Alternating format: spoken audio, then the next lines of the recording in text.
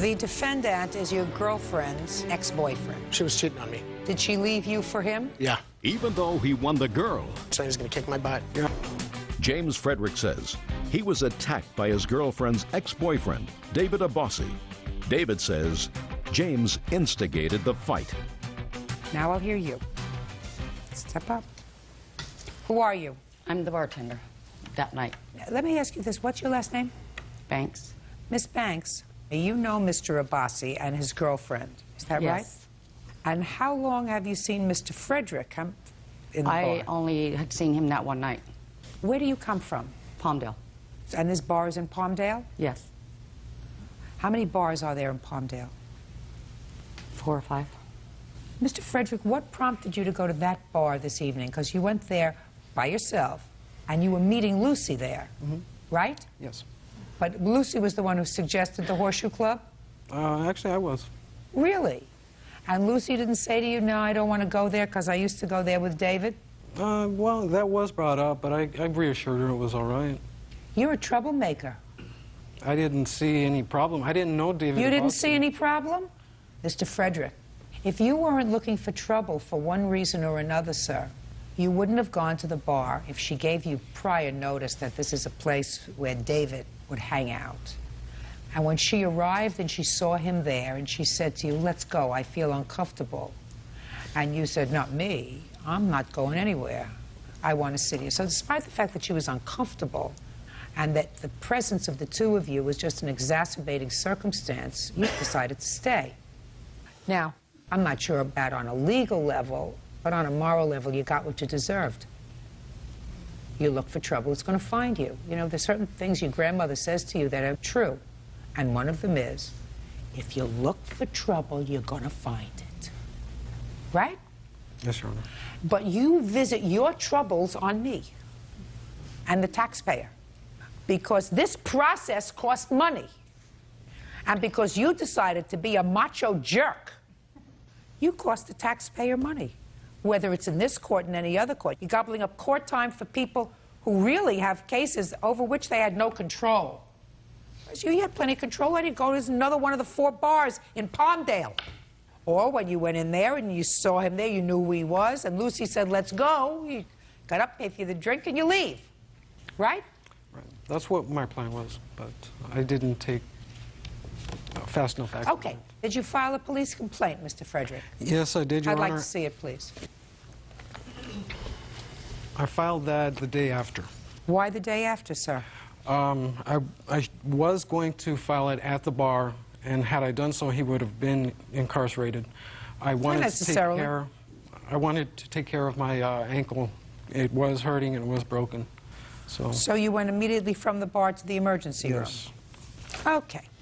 Well, evidently they did an investigation, and they didn't arrest Mr. Abbasi for assault. Do you know why, sir?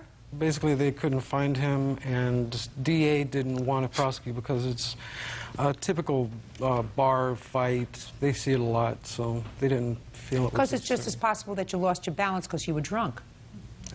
I wasn't that drunk, Your Honor. How do I know that? You don't have to be that drunk to trip. Mr. Frederick, I said something to you before, sir, and what I said, you may sit down. What I said to you before is if you look for trouble, you're going to find it. Now, I don't necessarily think that it was Mr. Abbasi's intention to get into a confrontation with you that evening, but it is clear to me that it was your intention to get into a confrontation with him. I say that for the following reasons. I am now summing up. Your girlfriend told you that she was going to meet you that evening. You discussed going to the Horseshoe Bar. She said, I don't think I want to go to the Horseshoe Bar because that's where David hangs out.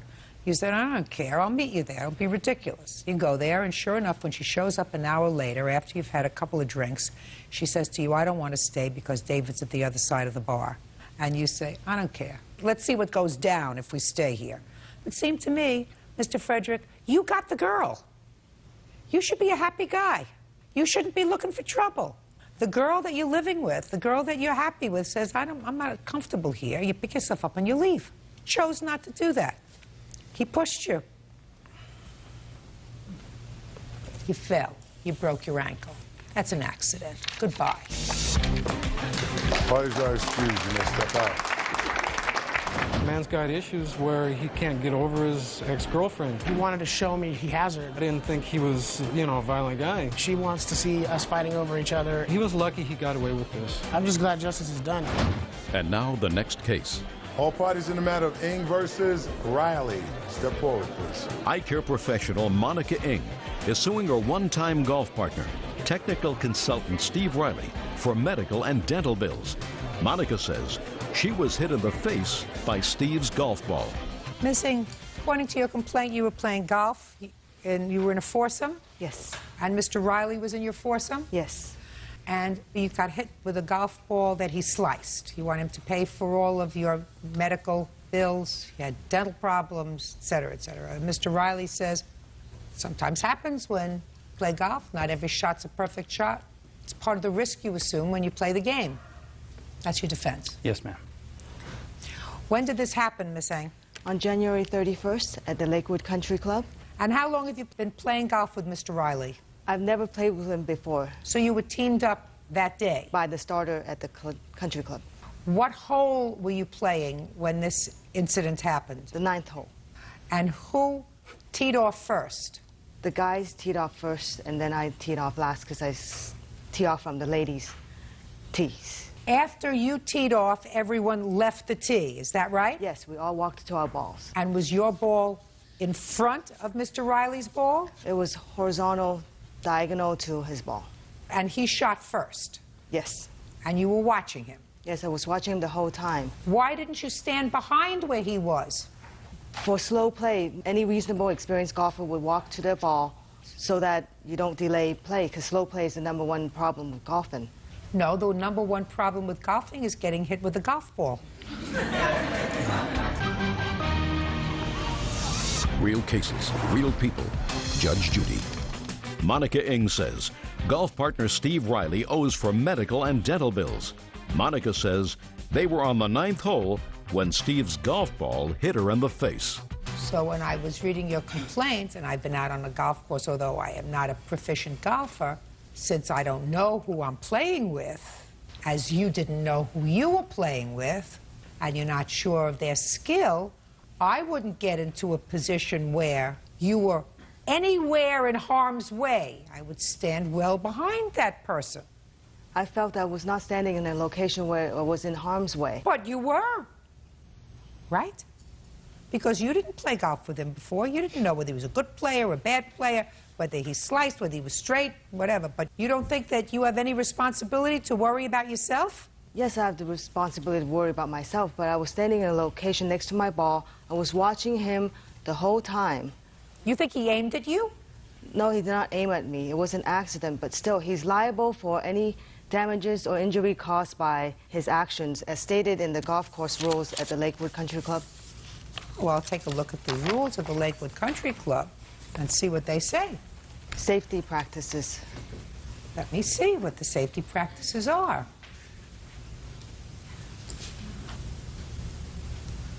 Yeah, well, this says that any person entering or playing on the golf course assumes full responsibility for his or her personal safety. That's you. And property. Players are liable for any accident, injury, and/or property damage caused by their actions. Well, you're saying that his actions caused you to be injured. Correct. I'm saying your actions caused you to be injured. Miss Ng, my dear, when you play golf, there's a golf ball. That golf ball doesn't always go where it's supposed to go. Have you watched professionals play golf? Yes. Have you seen professionals sometimes slice their ball and it goes into a gallery? Yes. You think that they're liable if their ball hits somebody? They're not. Players not liable. That's what the game is about. Somebody hits a very hard ball. Sometimes it goes where it's supposed to go. Sometimes it doesn't go where it's supposed to go. If it always went where it was supposed to go, nobody would watch the game.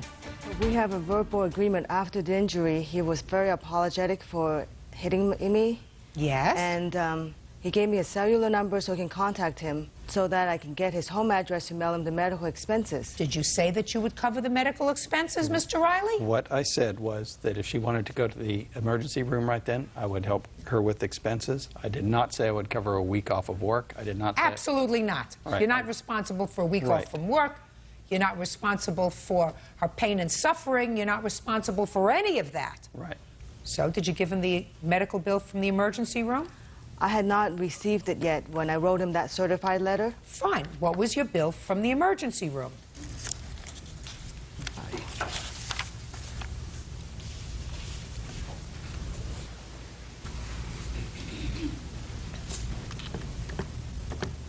$602 with the emergency bills.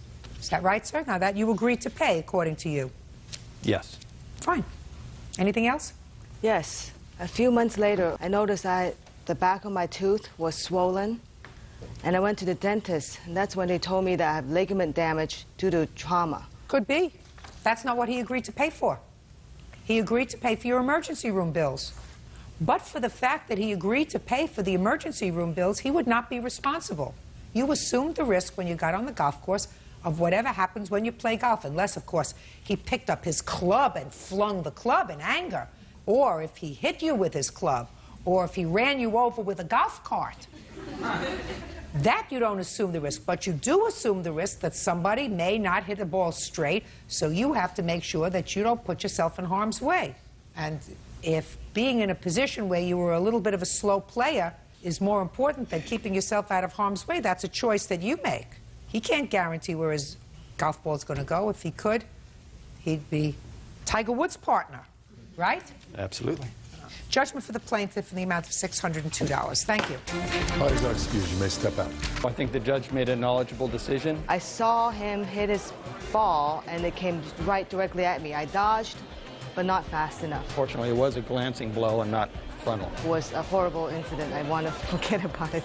I did agree to pay for the emergency room costs, and that's fair. I know he did not mean to hit me.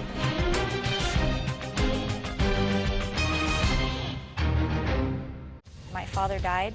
A daughter comes to a mother's rescue. I wanted to help her out. Your mother owes you $5,000. But did a mother's greed leave her daughter penniless? She never gave you the money back. Why didn't you give her back the money? Because first of all, it wasn't a loan. She gave that to me. Oh, give me a break.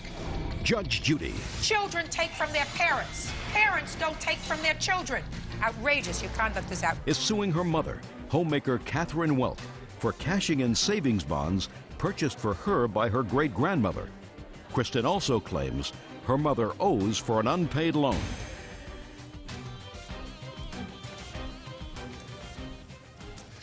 Yeah, this is case number 280 on the calendar in the matter of Carmichael versus Welk. Thank you. You're welcome, Judge. Parties have been sworn in. You may be seated. Ladies, have a seat, please. Miss Carmichael, this is your mother. Yes. How old are you? 19. Had you always lived with your mother? Yes. Until when? Last September, the end of last September. According to your complaint, your mother owes you $5,000. $2,000 of that represents money that she allegedly really stole from you because she cashed in some savings bonds that had been purchased for you by your great-grandmother. Yes. She cashed in those bonds and used the money. Yes. And in addition, you say that you loaned your mother $3,000 in order to secure the services of an attorney. She was going through a divorce or separation from her husband. Shortly thereafter, she reconciled with him, and she never gave you the money back. Your mother says she used the money as her grandmother would have wanted her to use it, the money from your bonds, and that the $3,000 that she acknowledges that you gave her for an attorney was a gift. That's your defense. Is that right? Yes. Okay. When did Kristen's great-grandmother purchase these bonds for her? She began purchasing them in 1990. Did she purchase them for any of her other great-grandchildren? Yes. How many? The 2 other children. Your 2 other children? Mm-hmm. How old are those children? Amanda, that's sitting there, Is how old? she's 23, and my youngest is 11. When did you cash in Kristen's bonds, and why? It was right after my grandmother had passed away. She passed away on March the 9th, 2000. And why did you cash in Kristen's bonds? Because at the time that my grandmother passed away, her estate went into probate and they froze all the accounts. I did not have the funds to pay for her funeral situation. 2000 is when your grandmother died. How many children benefited from her estate, ultimately? I did. You. And in what amount? When it finished... When it finished? That was December 30th. Go ahead. Okay, there was approximately $20,000. Did you use your other two children's bonds? The bonds were kept.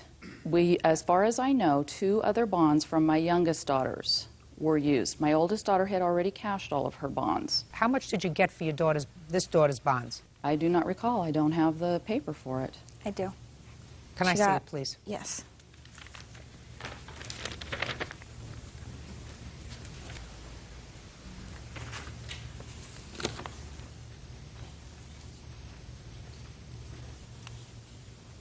$17 bonds, each with a $100 face value. And if held to maturity, which would have been a couple of years from now, they would have been worth $1,700. So now you had an emergency. Let us assume, Miss Welk, you had an emergency.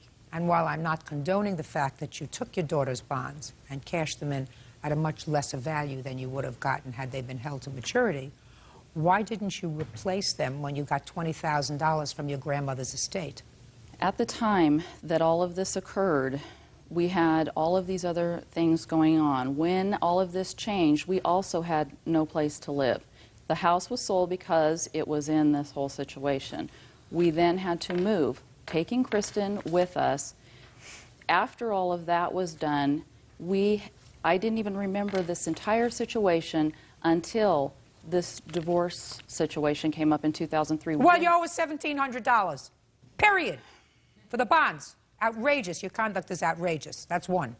Number two, your daughter says that she loaned you $3,000. Why did you loan your mother $3,000?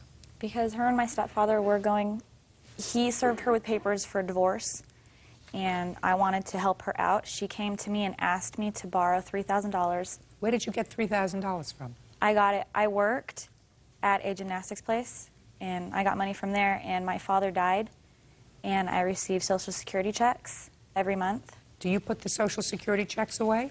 Yes, I put them into my bank account. Let me see the bank account. That's the bank statements.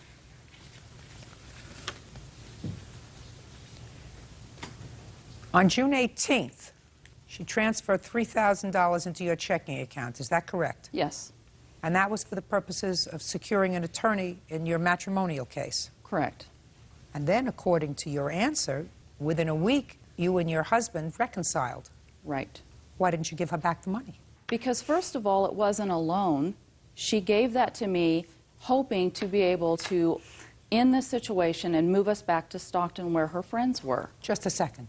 Did you come to her and ask her for money No, to go to an attorney? No, ma'am. What was the $3,000 to be used for? It was used for the attorney. Just a second. Are you telling me that you gave the attorney $3,000 and within a week's time the attorney would not give you back the $3,000? Is that what you're telling me? I can show you what he's... No, listen to me very carefully. Don't show me anything.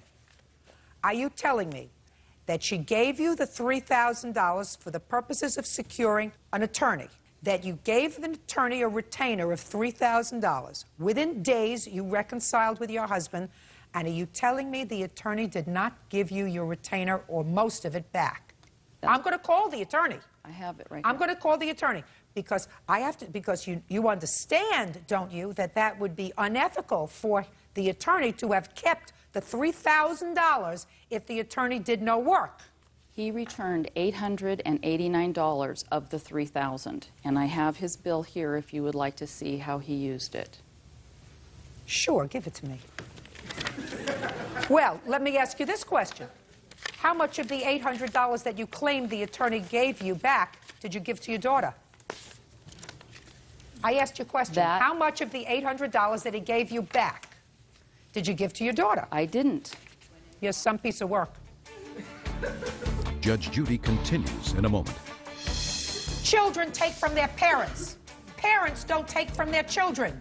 And later today, when I found out that he was having a baby with the other lady, I asked him if he was going to be with me or her, and he couldn't tell me. You couldn't make up your mind. Correct. Couldn't find your mind. Real cases, real people. Judge Judy. 19-year-old Kristen Carmichael says her mother, Catherine Welk, cashed in savings bonds purchased for her by her great-grandmother. Catherine says Kristen gave her that money. Is this June 18th, 2003 or 2004 that you gave this money to your mother? 2003. 2003. And your mother says that within a couple of days, or within a week, she reconciled with her husband. Then what is all this stuff here from September of 2003 from the attorney?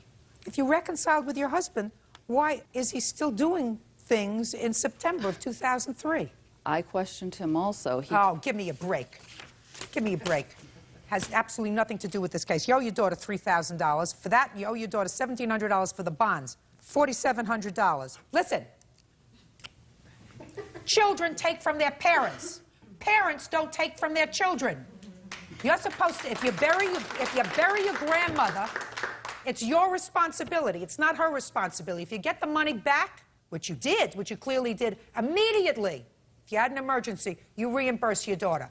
And if you're having a problem with your husband, and if your daughter is nice enough to give you money because you asked for it, for an attorney, and if within a week you reconcile, then you say, honey, here's your $3,000 back that you've been working for. I wouldn't take that money from you, instead of giving her a whole bunch of excuses. Judgment for the plaintiff in the amount of $4,700. Parties are excused. You may step out. That was my money that I loaned to my mom. I didn't go to her asking for it. She gave it to me. She needed to pay me back. And all it's done is teach me a lesson that my youngest daughter will pay the price for this daughter. We got into an argument over something absolutely ridiculous, and we got into a confrontation, and she kicked me out. It's very difficult. I have worried day in and day out since she left our house, not knowing where she is or how she is. She does not care about any of us. I would like us to have a mother-daughter relationship, but I don't know. And now the next case. All parties in the matter of Sipkama versus Roberts Sparks. Step forward, please. 26-year-old restaurant manager Mark Sipkama is suing his ex-girlfriend, 25-year-old fast food employee Christy Sparks, and her mother, Brenda Roberts, for stealing his property when Christy moved out. According to you, Mr. Sipkama, Correct. the defendant and her 2 children, 3 children. 3 children, moved in with you. Correct. You were dating at Correct. the time. How long had you been dating? On and off for a little over a year and a half.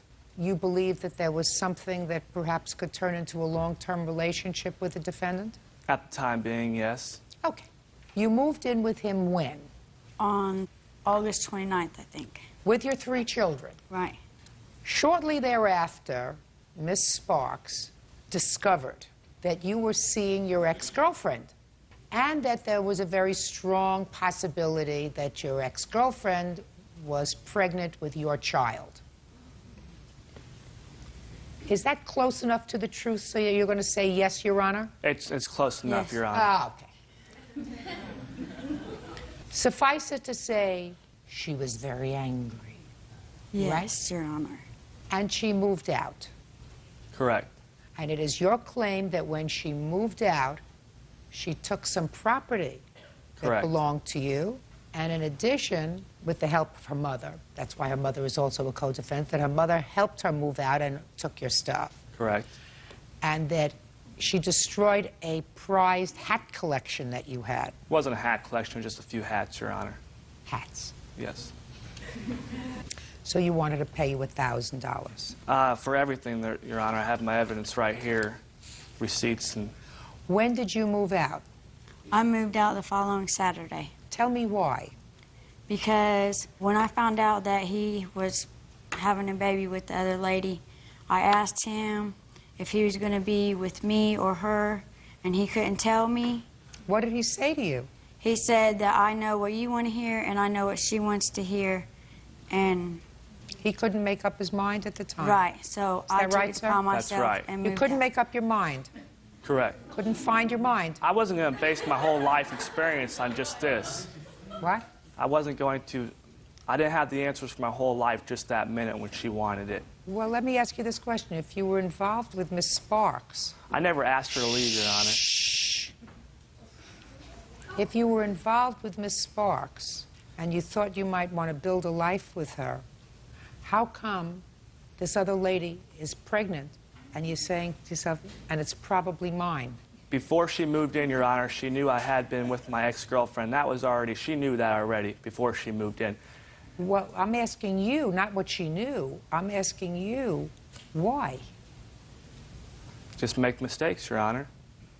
How come you invited her to live with you, sir? They were evicted out of their place, Your Honor, and we had talked about getting a place the 1st of October. I found out the same time when she was evicted that my ex-girlfriend was pregnant. I didn't know how to tell her. After talking with my parents, they said I should wait to see if the baby was mine first. So your parents said, why don't you wait before you discuss it with her until after the baby is born, which would be how many months? 8 months. And then after she's lived with you for 8 months, you take a blood test. And if the baby is yours, then you have to tell I wasn't her. stating the fact that I was going to wait 8 months to tell her, Your Honor. I just wasn't sure when the best time to tell her was going to be. There is no best time. You're right. You may be seated. Folks, have a seat, please. Mr. McMahon, how long have you and the defendant been married? 11 years before separation. Altogether, how many years have you been married? 20 years. And how long has it been since the two of you lived together? 9. You have children? Yes. How many children? 1. How old is that child? He's 17. Your complaint says that your wife flooded your boat while she was out on the lake. Your boat was out on the lake, and she decided to sort of vandalize your boat while she was in her wave runner. That's what the case is about, that she seized the motor because she flooded the boat, and you want her to pay for the damage to the boat. But I have a few questions before I get there. When I read in your complaint that you and the defendant were separated for almost 10 years, I wondered why two people, if they're separated for almost 10 years, are not divorced. Well, it was filed in 96, and... Who filed for divorce in 1996? I did. Okay. So it's gone on for mostly assets, whose is what it's worth. It's gone to mediation, status conference hearings year after year. We're presently mediation. They should have the following report. Should be ended. Are you a this very month. rich man? No, ma'am. Are you a very rich woman? No. Well, then what are we arguing about? I don't know. What are we arguing about?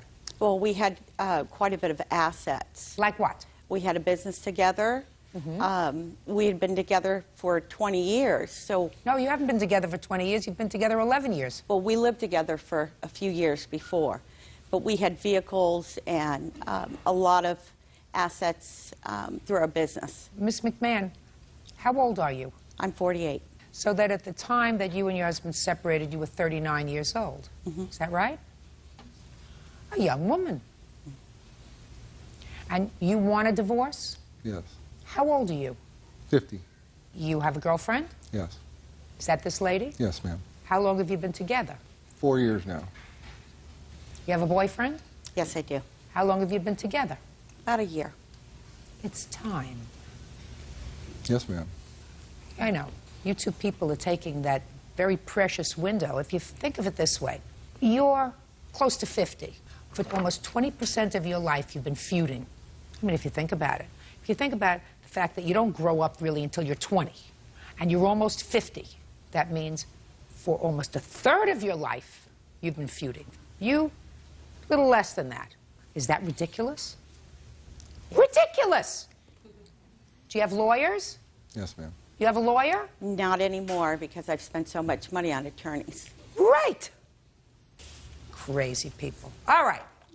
Tell me about this flooding of your boat. Well, as in the police report, we spend a year every year at the river for 10 days.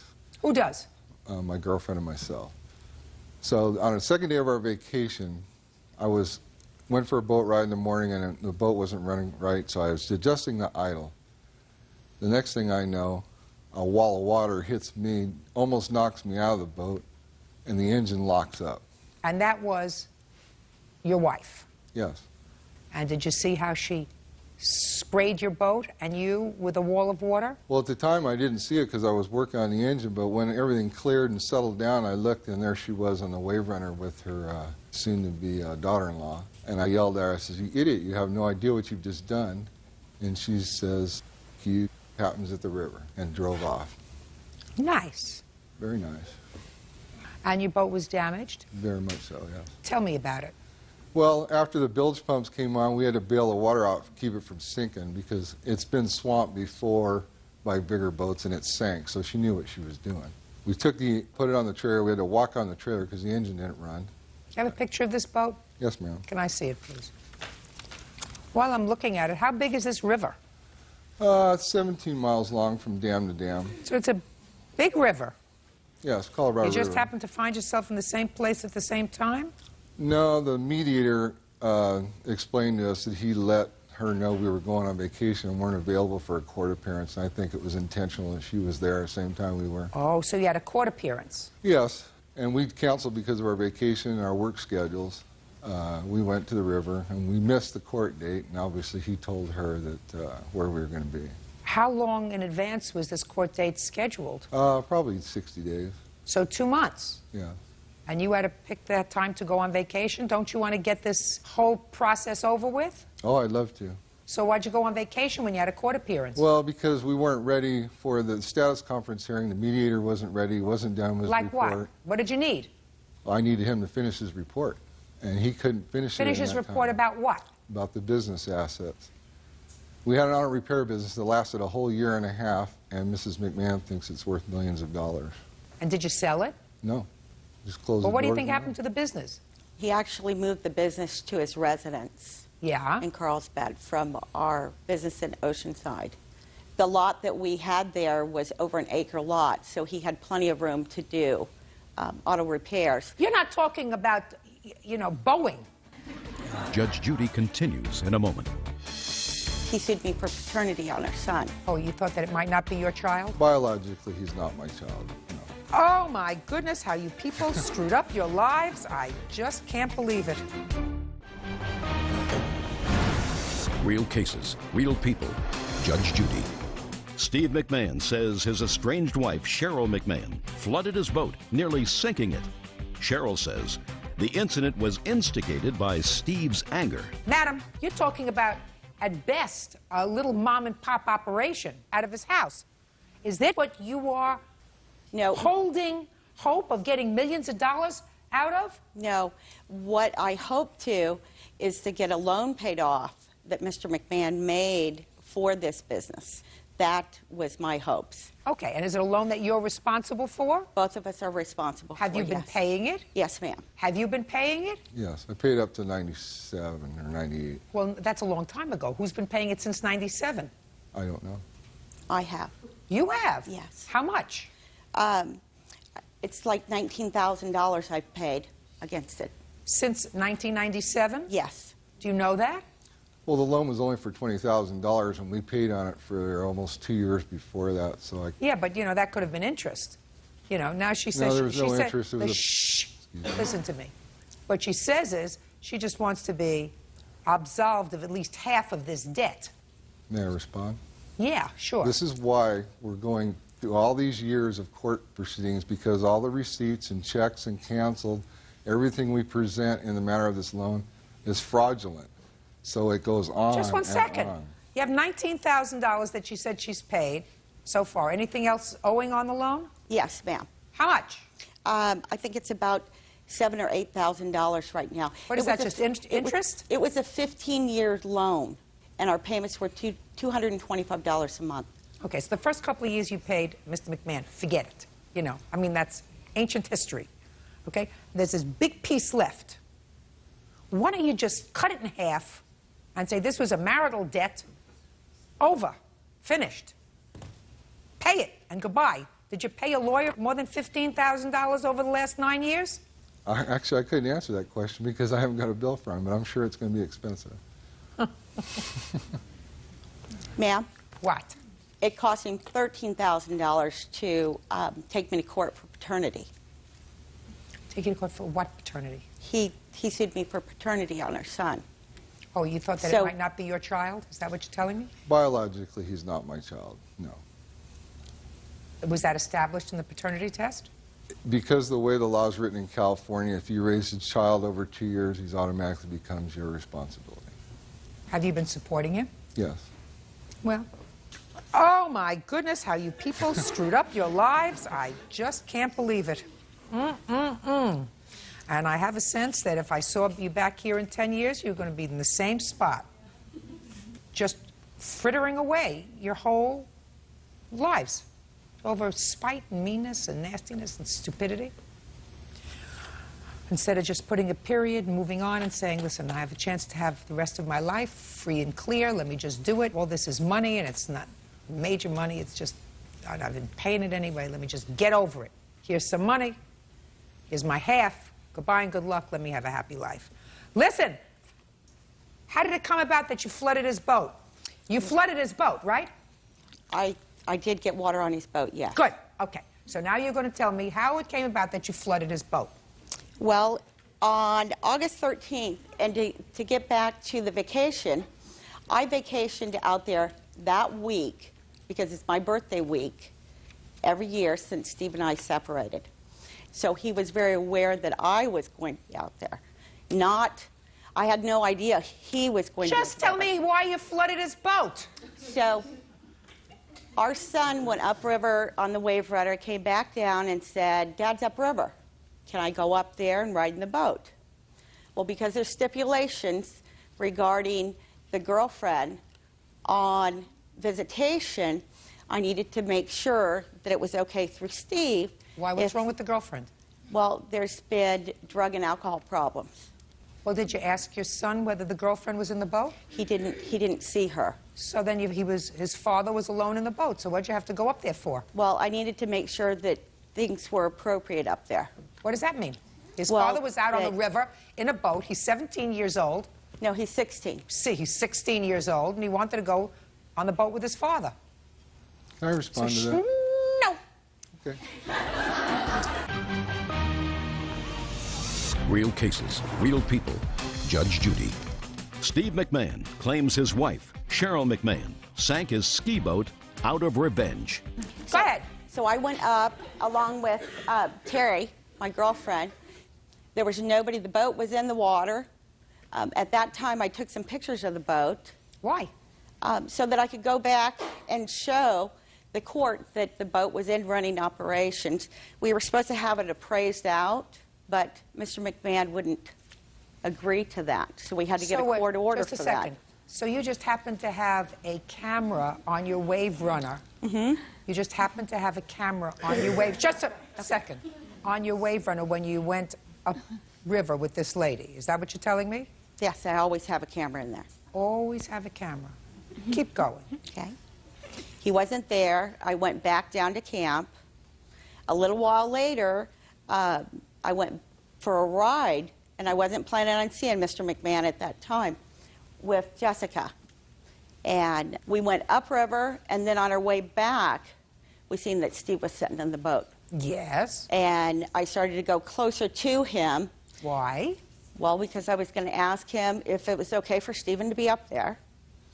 And at that time, when he looked up and seen that it was me, he raised his hand up over his head with a tool or something, like he was going to throw it at it, and he's yelling at us to get the out of there. Yes. And so at that point, Jessica was screaming. I was concerned that he was going to hit me with something or hit Jessica. So I turned the wave runner and splashed him. What a baloney Went back story. To what camp. a baloney story. I never heard such a baloney story in my life, Miss McMahon. You know, if you spend 10 years of your life angry, men fare better physically when they get when they're angry. Women get all these nasty lines and they get to look much older than their years. If you spend so much of your life being bitter, I suggest you get over it. How much did it cost to fix your boat?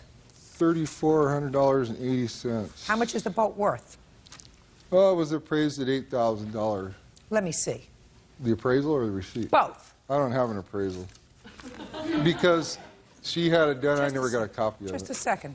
When did you buy this boat? 1976. Listen to me. I'm not a stupid person. The boat's 30 years old. Show me an appraisal, sir. I don't have a copy of the appraisal. How large is this She boat? can verify the reappraisal. Her appraiser did the work. Just a minute. How large is this boat? It's an 18-foot. It's a classic V drive. It goes up in value. A classic. Goes up in value. Okay. Let me see the paid bill.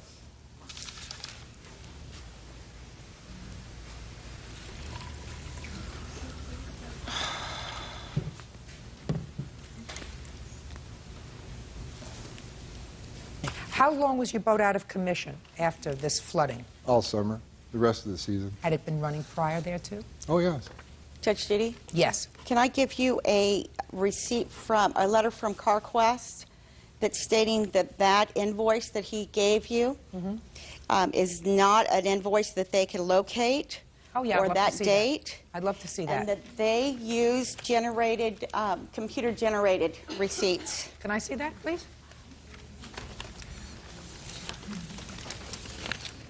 I can also show you.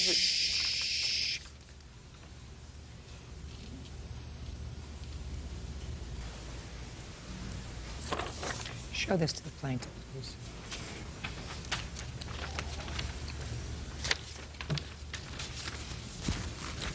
Can I respond to that as well without looking at it? This is brought Sure to can before I give him a call. Brought to my attention. Go ahead. Brought to my attention this yesterday from the harassing phone calls that she made to CarQuest corporate headquarters. Now, this is the mechanic that repaired the boat who works for CarQuest, but he uses their format for his own receipts. Here's a letter from the mechanic that works for CarQuest. Just a second. Let me see it. It's a private individual that was between him and I. Well, you're talking about this guy. Yes, has nothing to do with CarQuest. So what you're telling me now is that despite the fact that you're using CarQuest invoice, CarQuest did not do the work on this boat. Someone who worked for CarQuest did this work for you on his own time. That's correct. And just used one of their forms in order to show how much money you spent on the boat. Is that what you're telling me? Is that what you're telling me? That's the receipt he gave me, yeah. Is that what you're telling me? That's the receipt he gave me. And this is what you're giving me. You didn't tell me that that was the case. You gave me something with a card, which would lead me to believe, sir, that this company prepared this receipt, and that's a lie. Is that right? I don't know. He gave me the receipt. I don't think Just it's a listen lie. to me. You just said to me, this is somebody that didn't do it while they were working for CarQuest. This is somebody who did it on his own time. He just used one of their invoices. Well, he used it. I didn't use it. It's a discontinued work order from CarQuest that he uses for his own personal use. You're slippery. Did you take the boat to CarQuest? No, I took it to his house. But he works for CarQuest. I didn't even think anything about it. You want to know something? Yes. I believe that you spent some money to fix this boat. And I was prepared to rule in your favor. Because I think that she purposely and maliciously damaged your boat. That's what you did. You were angry and you purposely and maliciously damaged his boat. You flooded it. You knew you flooded it. I don't believe your baloney story about making sure that the boat was safe for your 16-year-old son when you went up there with somebody with a camera in hand on a wave runner. People usually don't do that. And you went up there to take a picture, according to you, of the boat in the water because you wanted it for the purpose of appraisal. So I don't believe you. And I believe that you purposely flooded his boat. I think that you presented me with a false document. And people who present courts with false documents don't get cut any slack, Mr. McMahon. You understand me? Yes, ma'am. So you're going to pay for this boat yourself. Goodbye. Parties are excused. You may step out. Thank you. I'm just happy that Judge Judy could see what he's really like. Chapter closed. I respect her decision. This was a fraudulent receipt that he turned into the court, and we'll be taking it to the state of Arizona. My lawyer tells me I'll have a Christmas present. Let's hope for that. I hope it's over soon. That's all they want.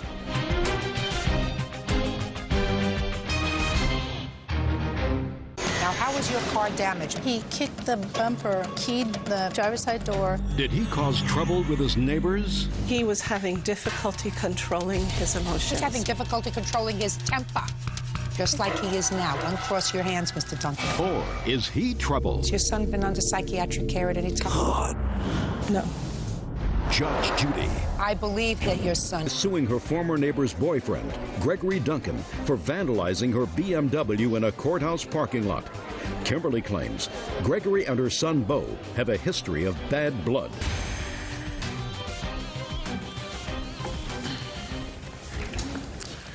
Yeah, this is case number 301 on the calendar in the matter of Vincelli versus Duncan. Parties have been sworn in, Judge. You may be seated. Folks, have a seat, please. Ms. Vincelli, Mr. Duncan is the boyfriend of your former neighbor. Right. Is that right, sir? Yes. And evidently, there was some difficulty that existed between you and your neighbor and the boyfriend. And you were in court about this difficulty. And it is your claim that sometime after the court proceeding, Mr. Duncan went out to the parking lot and vandalized your car. Mr. Duncan says he did not do that. Right? Yes. Who is this? This is my mother. Who is this? This is Yvonne O'Connor, my witness, and my son, Beau, who is also a witness. Okay. What were you in court for? We were there on a civil harassment matter. Gregory and his girlfriend against myself, my son, and my husband. What was the civil harassment case for, Mr. Duncan? We've been harassed. My girlfriend has been harassed for over a year now from her and her whole family. She files claims, seems like weekly or monthly, against them, against her whole family, her mother, her father, everyone. The plaintiff files claims against your girlfriend yes. and her whole family. Yes. And as a just sorry, I'm sorry. Yes. And as a result of those claims that she files against your girlfriend filed a harassment case against her and her family. Yeah, we were trying to get restraining orders that day. Okay. And, yeah. Did they have a restraining order against your girlfriend? No, they don't. Not that I know of. Is that right? I have one against her mother. Just against her mother, but not against the girlfriend. Right. And your girlfriend was trying to get a restraining order against the plaintiff and her family. That's what you were doing in court? Yes. Were you there as a party or a witness? I was trying to get one too, so I guess as a party. How did you allege that Miss Vincelli and her family harassed you? There had been a couple different incidents, one at her house in Chatsworth and a few other things. Well, right now you haven't given me an answer. I asked you what kind of harassment against you? There was a time when they cornered us, and her husband, who was a very large man, said for me to get out of my car and to fight him and do things like that. And we have pictures. That's not her. I'm talking about her. You said you were trying to get a restraining order against her. That's what I want to know. What did she... I'm not interested in her husband. I'm interested in what she did. I guess nothing. Okay, and were you trying to get a restraining order against her, Mr. Duncan? Yes, I was. So you acknowledge that she didn't do anything to warrant a restraining order? Okay, she did, but I can't think of it right now because I go to school every day and I'm probably not as prepared for this as I should be. You have to be prepared. This is your time, Mr. Duncan. I know it is. All right. Here we go. You were in court, and what happened when you were in court, Miss Vincelli? They were explaining their story to the judge, and then the judge asked us our side, and we started to speak, and Mr. Duncan got very irate and told the judge to F off and other explicitives, and he kicked open the door, and we continued with the case with his girlfriend. Did you leave the courtroom that day, Mr. I did, Duncan? and I did not tell the judge to what she said. I said... What did you say? I was getting frustrated because she was saying I'd been arrested and I have a completely clean record and never been arrested in my entire life. I said to the judge, she's lying. I've never been arrested. She's lying about this. The judge told me to stop and to just let her talk. And I said, I mean, she's allowed to lie. I was getting really frustrated and I left the courtroom, yes. And I cussed, I yelled, but I didn't say anything in particular to the judge. But I was getting very frustrated because... You have a temper problem, Mr. Duncan? 90% of the time, no. With this family, it seems like I do, yes. How old are you, sir? I'm 19. Mr. Duncan, have you ever been in a court before you were in court with Miss Vincelli? No. Never been in a court setting before? No. Can I speak? No. As a witness? No. Since I was with him when he did leave? You can't speak now. Okay. I'm trying to explain to your son that in court, everybody gets a chance to speak and tell their story. First one side, and then the other side. And what the judge was explaining to him was, when Miss Vincelli is finished, he will have an opportunity to respond. But don't interrupt her. Don't call her a liar. You will have an opportunity to speak. That's what the judge was saying to you, and you were getting frustrated. That's not what she was saying, though. It's not. I'm sorry, it was what she was saying. You just told me she was saying, don't interrupt her, let her speak. She wasn't saying that. She was just... Never mind. Okay, Well, I'm sorry. Tell That's me what she was saying. saying, Mr. Duncan. I don't remember. I'm sorry. I don't know what she was saying. I have a bad memory.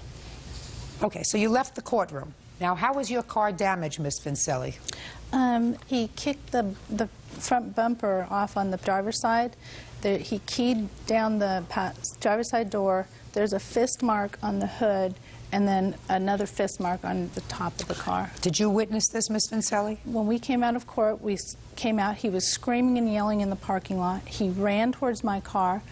We couldn't see him anymore, and all of a sudden we heard this noise, and he's screaming and he's kicking the bumper, and then all of a sudden he ran towards the street area. Mr. Duncan, did the police ever question you with regard to this vandalism? No, they didn't, and it was also said on something that she gave that she asked if I wanted to pay this $1,800, which I was never contacted about this. I didn't get to anything yet about $1,800. Okay. Sorry. You have any other witnesses to the vandalism? Yes, I did. They were walking out with me when this happened. Step up, please. This is your son? Yes, it is. How old are you? 19. You're her friend? Yes. You were there with her that day? Yes, I was. What happened when you left the courthouse? We walked out to the parking area. The sheriffs were talking to the defendant's mom and the other person's mom. We saw his girlfriend's mother? Yes. The sheriffs were speaking with them, and we were walking out to the parking lot to our cars. We saw him run out to Miss Vincelli's car, screaming and yelling. I turned to the sheriff and said, "Hey, can you help us out here? He's running towards our car. We need some kind of protection." And they said, "Oh no, he's leaving." And we saw him run to the car, kick the bumper, and run off. And that's when the sheriff said, "See, he's leaving." And that's what happened. And you, sir, if I were to ask you the same question, would you give me the same answer? Yes, I would. Okay. Have a seat. Do you have photographs of the car? Yes, I do. I'd like to see them, please. Judge Judy continues in a moment. He was having difficulty controlling his emotions. He was having difficulty controlling his temper, just like he is now. Uncross your hands, Mr. Duncan. And later today... What kind of clothes were you wearing? I do not recall at the time. Well, were you wearing jeans? Were you wearing a tuxedo? Were you wearing a SpongeBob costume? What were you wearing? Real cases, real people. Judge Judy. Kimberly Vincelli claims her BMW was vandalized by Gregory Duncan. Gregory denies the charge and claims Kimberly has been harassing him and his girlfriend. Would you show these to Mr. Duncan, please? All right, Mr. Duncan, I'll hear you. Well, now I guess we both get an opportunity to see what these pictures are about, because this is the first we have heard even what the specifics are. I didn't ask you that. I didn't ask you that. Were you present when your son came out of the courthouse that day? Yes, I was. I exited the court with him. He did not kick the door open. I went out with him. We did discuss the situation that occurred inside the courtroom with the bailiffs on the outside. He did walk away at that point. I watched him walk away. His friend had called him on his cell phone and was picked up and taken home. And the bailiff situation that they're referring to, they asked for the bailiff to escort them to their vehicle because they were afraid. What were they afraid of, Mrs. Duncan? Because as they want to say, he was screaming and yelling. He was not screaming and yelling. But Miss Duncan. This was a restraining order Duncan, issue. I'm speaking. So. I'm speaking. Has your son been under psychiatric care at any time in his 19 years? No. Is he currently taking any medication? No. You were in a courthouse with him, and clearly, when he was in that courthouse, he behaved inappropriately. Would you say that that is correct? Yes. That he could not control his temper. In a courtroom, would you say that's correct? I would say that he was having difficulty controlling his emotions. Because he was having difficulty controlling his temper. He was being falsely accused. He was having difficulty controlling his temper, just like he is now. Uncross your hands, Mr. Duncan. Civilized people behave a certain way, Mrs. Duncan. And what you're not supposed to do is you're not supposed to make excuses for an adult child who has behaved badly. That's not to say that your son is a bad person. I don't think he's a bad person necessarily. I think that his girlfriend and he have had some difficulties with the plaintiff, and it was trying to be resolved in an orderly fashion in a court setting. And your son could not control himself, which should leave a parent with some pause. I've had 5 children who were 19 years old. If any of my children couldn't control themselves in a courtroom, believe me, I would say, I got to get this child some help.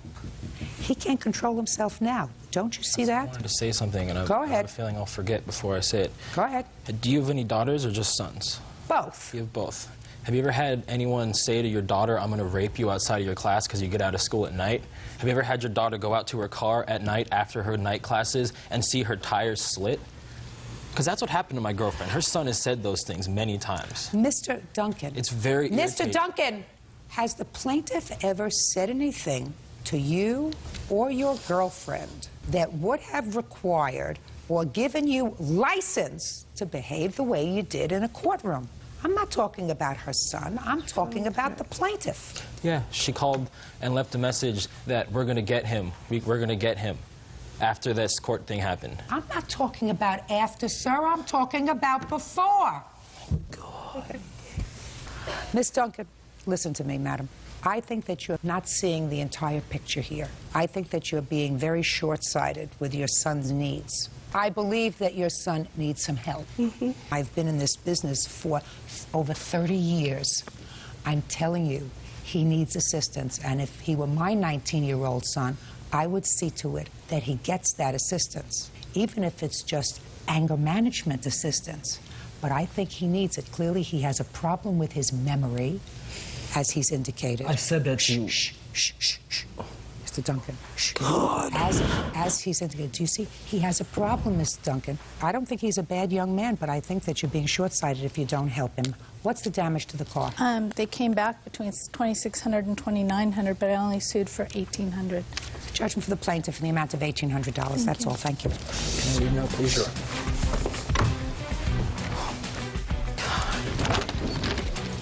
I think it's self-explanatory, and I think she did the right thing. It's actually fairly ridiculous that somebody would have to do this to somebody. That was mild today. He was on good behavior.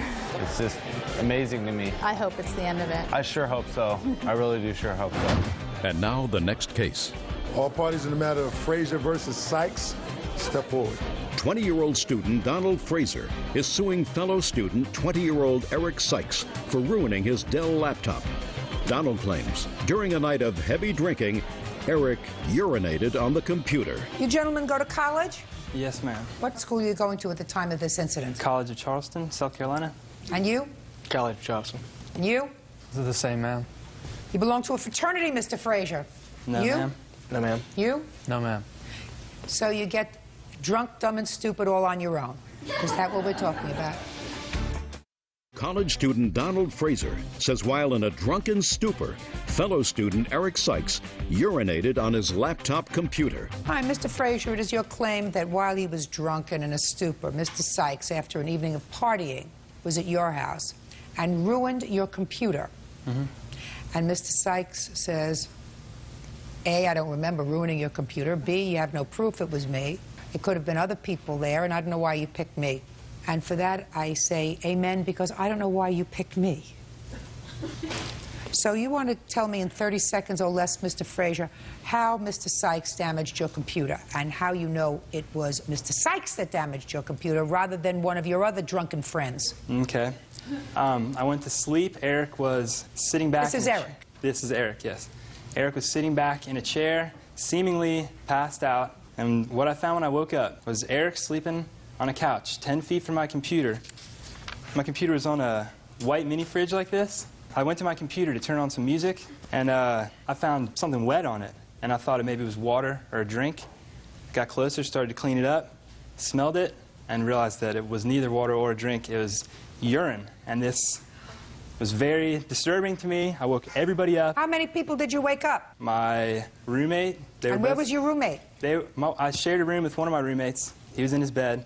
And my other roommate had his own room. He was in his bed. And how long had you been drinking the night before? I hadn't been drinking extensively because I had to be at work. I had to get up before everybody else. What's extensively? I probably had 3 beers. And what about your two roommates? Were they drinking with you? Mm-hmm. Were they still sleeping when you got up? Yes, ma'am. Okay. Is this one of your roommates? No, this is my witness, Daniel, who... Oh, good. So we have a witness to him urinating into your computer. Well, 4 days... Well is not an answer. 4 days after this incident, Daniel woke up to the sound of Eric peeing on his coffee table under the same circumstance, very intoxicated. So what you're suggesting is that Mr. Sykes needs a roadmap to the potty. Yes, ma'am. If you, my picture here? No, I don't want to see the picture. All right. It's on top of that. What you're suggesting is because it was a white refrigerator, he got confused. Yes, ma'am. It's possible. Okay. It's possible. Go ahead. When we woke up, Eric said 3 things that were most important. He said he did not remember being there, that he did not know where he was when he woke up, and after discussing it, after waking everybody up, he said that he thought that he probably did it. And at this point, I was going to do everything I could to make sure that the computer maybe could work. I dried it out to make sure, because I wanted to fix it, you know, even if it had urine. All right, I hear you. Did you have an accident on his computer?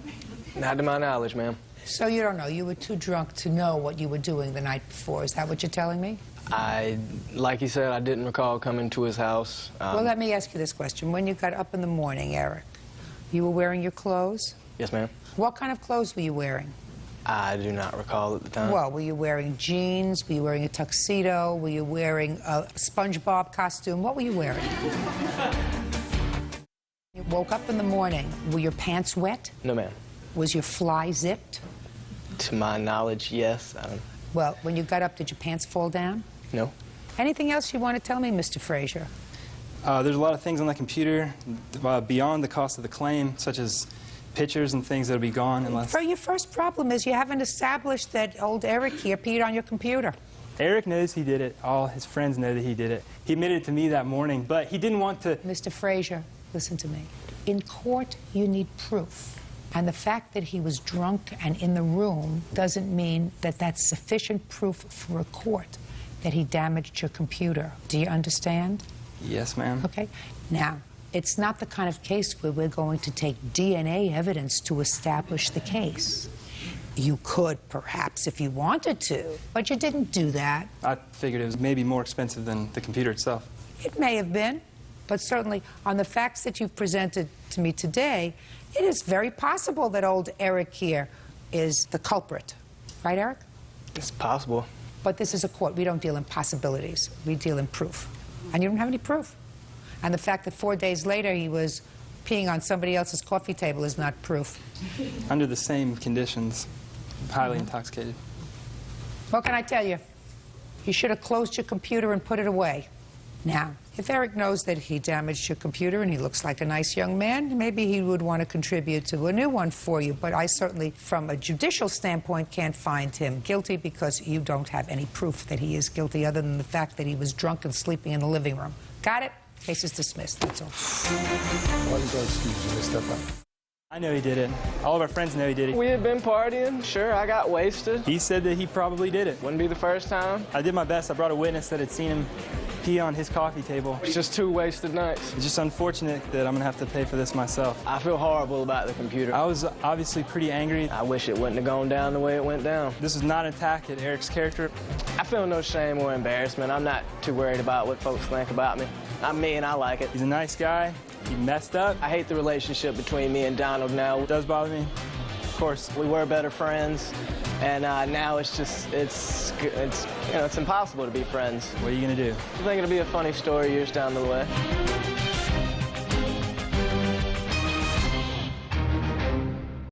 A night on the town. You a little drunk? A little bit. Winds up in pieces. Tell me how your jacket broke the window. I ripped it off and flung it to the side, and as I did, broke their window. Well, show me how you do that, sir. Hit the window. Yeah, that's a pretty heavy jacket. Judge Judy. So it was the jacket that broke the window. So it's not your fault. And who has to pay for his window? I don't think I should. Well, who should be? Bird should pay for his window? Sounds fair to me. I'm asking you who should pay for the window. Your Honor, this is case number 255 on the calendar in the matter of Thomas versus Johnson. Parties have been sworn in, Your Honor. You may be seated. Folks, have a seat, please. Anybody who's been to court before, raise your hand. Were you a litigant? No. Traffic court. And you? Criminal court. Criminal court. I assume you weren't a prosecutor. No. Right? No. Good. So we all know what court's about. Court's about telling the truth. Truth. So that's what we're going to do today, right, ladies? Yes. I have cross complaints. Each of you claimed that the other damaged their car purposely by breaking windows. And each of you say, I didn't do her window, and I didn't do her window. I didn't do her window. I didn't do her window. She has a child with him. No. With who? With my cousin. He's not here. Where is he? He's in jail. Ah!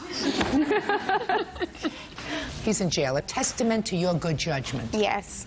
And according to your complaint, there was some sort of altercation involving the two of them, your cousin and his then ex-girlfriend and the mother of his child.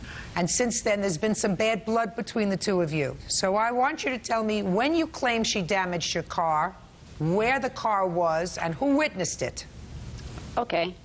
My car was at my house in my driveway. It was about 5:30 a.m. I don't have the specific date. I know it was in July. I wasn't there. I have a witness that says that shows everywhere where I was at. That says which one is the witness? She's the witness to who I was with, and he's the witness that seen her damage my car. Well, I don't care who you were with. I'm not your social secretary. I just want to know who saw her damage your car. Okay, he saw her damage my car, ma'am. Rick. Okay, step up. Tell me your name. My name is Rick Howard. How do you know her, Rick? I used to work with her a couple years ago. And what were you doing up at 5:30 in the morning on this date in July that we don't remember? Smoking a cigarette. Where? On her balcony. What were you doing in her house? She went out of town, so I was staying there to house sit because she had problems with... She has problems with her neighbors, so I was staying there. So you got up very early, you went out on the balcony to smoke a cigarette. Yes, ma'am. And what did you see? I heard an alarm go off, so I went downstairs because I thought it was my car, because my car's been stolen before. When I ran downstairs and I turned the corner, I seen Tiffany standing behind the car, like with a blunt object in her hand. With a what? Blunt object. And did you know Tiffany before? I don't know her, but I know of her. No. When you say you know of her, had you seen her before? Yes. No. Where had you seen her before? At a high school. How many years ago? About 4 years ago. And you hadn't seen her in 4 years? No. Get to you in a minute. Okay. What did you say to her? I was like, "A." I just yelled out, "A." And when you yelled out A, what did she do? She left. How did she leave? She got in her car. What kind of car? A white car. So what did you do? I went back upstairs. Well, didn't you go and look to see what happened to her car? Nah, I figured that the window was broken because I heard the window break. So I went back upstairs. What do you mean you figured that the window was broken? You mean you didn't go over to look at the car? No. You figured it wasn't your car, you didn't have any... No, it wasn't that it wasn't my car. It was just that I heard the window break. So she had an object in her hand, so I figured that the window was broken. So I went back upstairs to get my phone, and then I came back downstairs. When you got your phone, who did you call? I called April. Where was she? Somewhere in the Bay Area. And you told her what happened? Mm-hmm. Did you call the police? Another lady who was standing across the street had called the police. Did the police arrive that day? Yes, they did. Did you speak to the police? Yes, I did. Did you give them a description of the person that you saw? Yes. Did you tell them who it was? Yes. You told them by name? Yes. Did you get the name from Miss Thomas, or did you get the name from knowing her yourself from high school? Thomas told me her name from a picture, because she has a picture of her in her house. So when you told her somebody just came and busted the window out of your car, and they had a white car, and she said to you it must have been Miss Johnson, is that right? She didn't say it must have been Miss Johnson. Like, she looked familiar from the pictures that she has in her house, and that's how I recognized her, other than I knew her from high school. What are you doing with a picture of her in your house? I have a picture of her and her son at my house. We have like a lot of family gatherings, and she comes because her son is included in our family. And when we were tight, we used to take pictures, and I'd keep them in my house. And even though that they're not together, that's still his mother, so I would have the pictures. Okay. Now, Miss Johnson, let's get to you. Okay. No, I didn't ask you a question yet. Don't start. You may be seated. Now, it is your claim that Miss Thomas busted a window in your car. Yes. When do you claim she did that? And this was in June. I never seen him a day in my life. I didn't ask you anything about that. I asked you about your car. Okay, this is the real story. We was at a club. We went to a Listen club to me. in June. I'm in charge here. Okay. Judge Judy continues in a moment. You didn't call the police? No. You didn't speak to her afterwards and say, you better fix my car? No. You mean you just got even? No, but she's trying to say... No. I asked you a question. No. I think you did. And later today... Who should pay for his window? They weren't antagonizing the situation. I'm asking you who should pay for the window. I think they should pay for it. Who's they? Real cases, real people. Judge Judy. April Thomas says her cousin's ex-girlfriend, Tiffany Johnson, vandalized her Dodge Neon by breaking her window. Tiffany says April did the same thing to her car. In what month do you claim she damaged your car? June 25th. What time on the 25th like of June? 12:30 to 1 o'clock. In the morning? No, at nighttime. Yeah, morning, yeah, it is morning. Where was your car? At a club. So tell me what happened. I was parking. My cousin pulled in first. I was parking my car. And as I was parking my car, Miss Thomas jumped in front of my car and told me I cannot park here. She is saving this park for my friend, and she's on the freeway to get there. So you're moving into a spot. She blocks the spot, and she says, I'm saving it. Yes. And you said? You can't save a park. You can't stand and save a park. It's free parking. My car was, I was so close to hitting her for her just standing in front of my car. So I just parked my car and got out. And she started... Just a second. So she's standing in the parking space, and you said, well, you're going to get run over, but I'm parking here. Yeah. So you parked there in the spot. Yes. Okay, and she ultimately moved out of the way. Yes. Okay, got it. It was my friend's birthday. That's how I remember the date, because we were all going out. And as I got out my car, she's talking about, you don't want it like this, or you already know about these hands. You don't want to see nobody in my family. We just started talking a lot. Just started talking to me. I don't want this, and I just walked away. So we walked down the street by the clubs. Then we walked to Old Sacramento, and I just had a funny... Holy. You went to the club. What happened when you got to the club? We didn't go in because it was about to close anyways. And from there you went back to your car? I went to Old Sacramento, walked to Old Sac. I don't know where that is, nor do I really care. When did you go back to your car? In like 20 minutes. 20 minutes after you parked your car and had this altercation with the plaintiff, you went back to your car. And what did you find when you went back to your car? 1,000 pieces of glass broke all over my driver's window. And it was so many people out there telling me, the girl that you just Don't tell me what anybody else said. Driver's window? Yes. What window of your car was broken? My back windshield. Okay, so you found your window broken? Yes. Now, other than the fact that you had had this altercation with her about the parking space, yes, did anyone else who was here today witness her damaging the car? Crystal. Crystal. I'm going to take your testimony, Crystal. Step up. Crystal, how do you know Miss Johnson? I don't know her. Where do you work? I stay at home with my son. And what were you doing out at 1 o'clock in the morning on June 25th? I was going to the club, too. Who were you going with? Some friends. Tell me what you saw. Okay, Tiffany had pulled up. April jumped in front of her, told her she couldn't park, and then Tiffany parked anyways, got out of the car, started walking off. April started yelling at her. Tiffany walked off. One of April's friends had pulled up a couple minutes later, and they had got in the car, drove off, came back like a few minutes later. April had got out of the passenger side, threw something at Tiffany's car, and jumped in the car and took off. And how come you stayed around the parking area that long? Because I was sitting in the car across the street talking to some friends. How did it come about that you met Miss Johnson and told her what happened to her car? Well, we were still there when she had come walking back. So you told her what you saw? Yeah. Did you call the police, Miss Johnson? No. How come? It was late at night. I just knew it was her. That's why I didn't even call the police, because I didn't even think it would go this far with me and her. I know April for a long time. Well, did you call her the next day? No, I asked her cousin, my son's dad, told me that she was going around the family acting like she done something very well. And he was mad because all the glass that was in my car, my son cut his hand. So you mean you didn't call the police? No. And you didn't speak to her afterwards and say, you better fix my car? No. I don't understand that. You mean you just got even?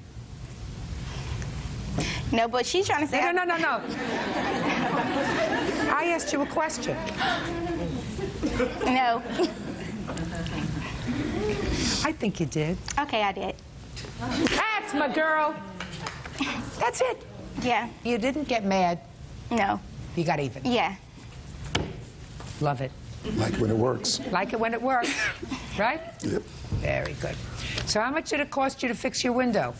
Can I add that also she must have stuck something in my door lock because it doesn't turn anymore. How much did it cost? Listen. I'm listening.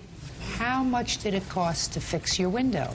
It was $344 for the window, and it came to $253 for the tint. For the what?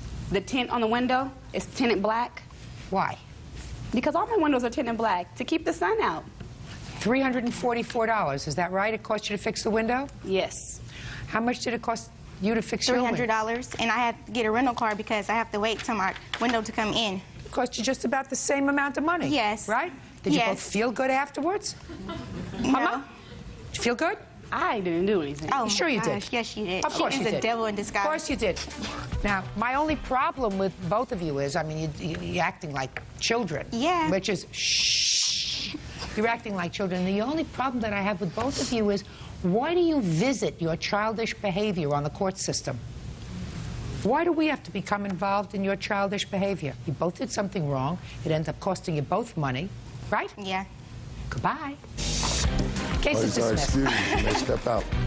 I didn't think it would come this far with her breaking my window. I admitted that I went back and broke hers. She thinks that I broke into her car when I didn't, so it's just plain out ignorance. I guess she want to be like me, but she can't. You can see that she's ignorant. She doesn't know the day from night, from 12 a.m. to 12 noon. I'm cuter than her. She is just really anal and acts like a true baby mama. We would call it ghetto. Her attitude is ugly, just like her face. She's a sloppy CH. And now the next case. All parties in the matter of Terry versus Barnes. Step forward, please. General contractor Stephen Terry is suing his neighbor, 24-year-old restaurant manager Roger Barnes, for throwing a rock through the front window of his house. Roger says Stephen's brother was antagonizing him. Mr. Terry, Mr. Barnes is your neighbor. It's your claim that on a particular date, which you'll tell me in a moment, he came to your house, he was drunk, he took a rock, he threw it through your window, you wanted to pay for the window. Mr. Barnes says it wasn't a rock that broke your window, it was his jacket that broke your window and its heavy buttons, so he's not paying for your window, right? Right. What date did he break your window? It was St. Patrick's Day this year. Is that right? Yeah. Are you Irish? Nope. But you celebrate with the Irish? Yeah. Were you celebrating on St. Patrick's Day? Yes. Were you a little drunk? A little bit. Okay, so your jacket broke the window? Yeah. No, not yet. Yes was good. Yes was good before. Yes, so you should stick to yes. Yes. Tell me how it came about that your jacket broke the window. Well, actually, I was at my house with my brother here. He's a witness. Just get to the window, will you please? All right, well, we got an argument. I'm interested in the jacket. How the jacket, which was on your body initially, left your body, according to you, caused the breaking of Mr. Terry's window. Well, I was outside, and we were in a big argument. And Who was in an argument? His brother and this guy named Eric. And basically, I thought I was going to have to defend myself against these two guys, and I ripped it off and flung it to the side, and as I did, it broke their window. Well, show me how high the window was, sir. It's about, at the bottom of the window. But when you say you flung your jacket, you indicated you flung the jacket to the ground. Like this. Over that way. Now, show me how you do that, sir. Show me how you get up high enough to hit the window. Yeah, Don't hit Mr. Terry again. Sorry. You could feel it. It's a pretty heavy jacket. So it was the jacket that broke the window. Yeah. So it's not your fault. Well, if they wouldn't have been antagonizing me outside, it would have never happened. I was trying to leave and go back to my house.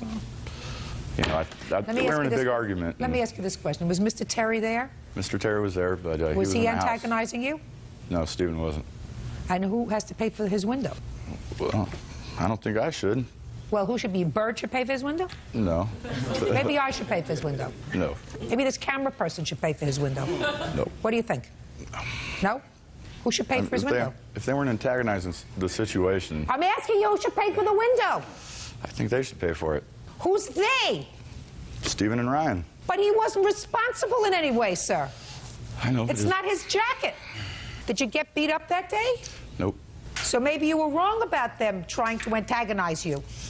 You think it's possible that the libation that you consumed on St. Patrick's Day impaired your judgment? Is that a possibility, Mr. Barnes? Well, they just set me off. Is that a possibility that the libation that you consumed on St. Patrick's Day impaired your judgment, sir? Probably had a little bit to do with it, but not much. All right. I'm not going to torture you much more, sir. This is my daily exercise. It's my breathing exercise for the day. You understand that? Do you think that the fact that you were drinking had more to do with the fact that the window got broken than Mr. Terry? Well, I mean, if his brother wasn't outside... Not his brother. Okay. He's not right. I'm not my brother's keeper. I'm talking about Mr. Terry. Okay, no. So that your drinking had more to do with the window than Mr. Terry's... Then Stephen did, yeah. So this is what I suggest you do, sir. How much was the window? I have a bill for everything. I'm a contractor. I fixed it myself. So Good. How much was it? $500. What? It's an old window. It broke both the panes, and they're old windows. You're only suing for $325, sir, so don't tell me that you paid $500 to have the window fixed. I didn't pay for it. That's how much I would charge to do it myself, but that's okay. How much did you pay for it? It's for the glass and the materials. Yeah. $100. $100. And you are a contractor, so you bill for your time. Is that right? And how much do you get paid for an hour? 55. 55 an hour. How many hours did it take you? 7. Suing for $325, that's very reasonable for a window. Now, this is what I'm going to tell you, Mr. Barnes. I want you to listen to me very carefully, because you're not clouded by libation now, are you? If you believe that it's somebody else's fault, that your jacket that was on your back broke Mr. Terry's window, I suggest that after you pay Mr. Terry $325, you sue those people that you think are responsible. Is that fair? Sounds fair to me. Judgment for the plaintiff in the amount of $325. Thank you. Parties are excused. You may step out. Oh, I thought it was short and sweet. It's totally unfair. They didn't hear my side of the story at all. I gave him plenty of opportunity to take care of it himself, and he failed to do so. I screamed at him, "Get out of my house." Basically, I was trying to leave the house. Things started getting out of control. I ripped my jacket off, flung it to the side, broke their window. It was cheap, old. I was out on the porch. He was drinking several beers. I just lost it. Words being slurred in such a manner, and stumbling and inexplicable violence. They made some smart remarks about my dead father, which set me off in the first place. He has a tendency to get a little bit violent when he drinks. I just think he was pretty much didn't know what he was doing. Had that to the point of blacking out. Booze and that stuff really doesn't mix.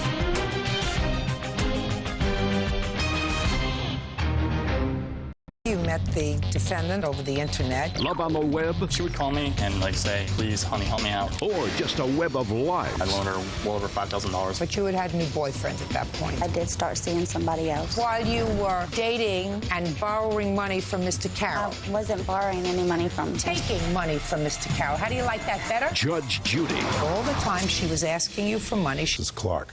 Parties have been sworn in. You may be seated. Folks, have a seat. Mr. Carroll, I've read your complaint, and according to your story, you met the defendant on a dating website over the internet. You began a long-distance relationship, and over the course of that brief relationship, you loaned her a substantial amount of money. That's correct, Your Honor. And then she broke up with you. She told you she had a new boyfriend. You want your money back. Correct.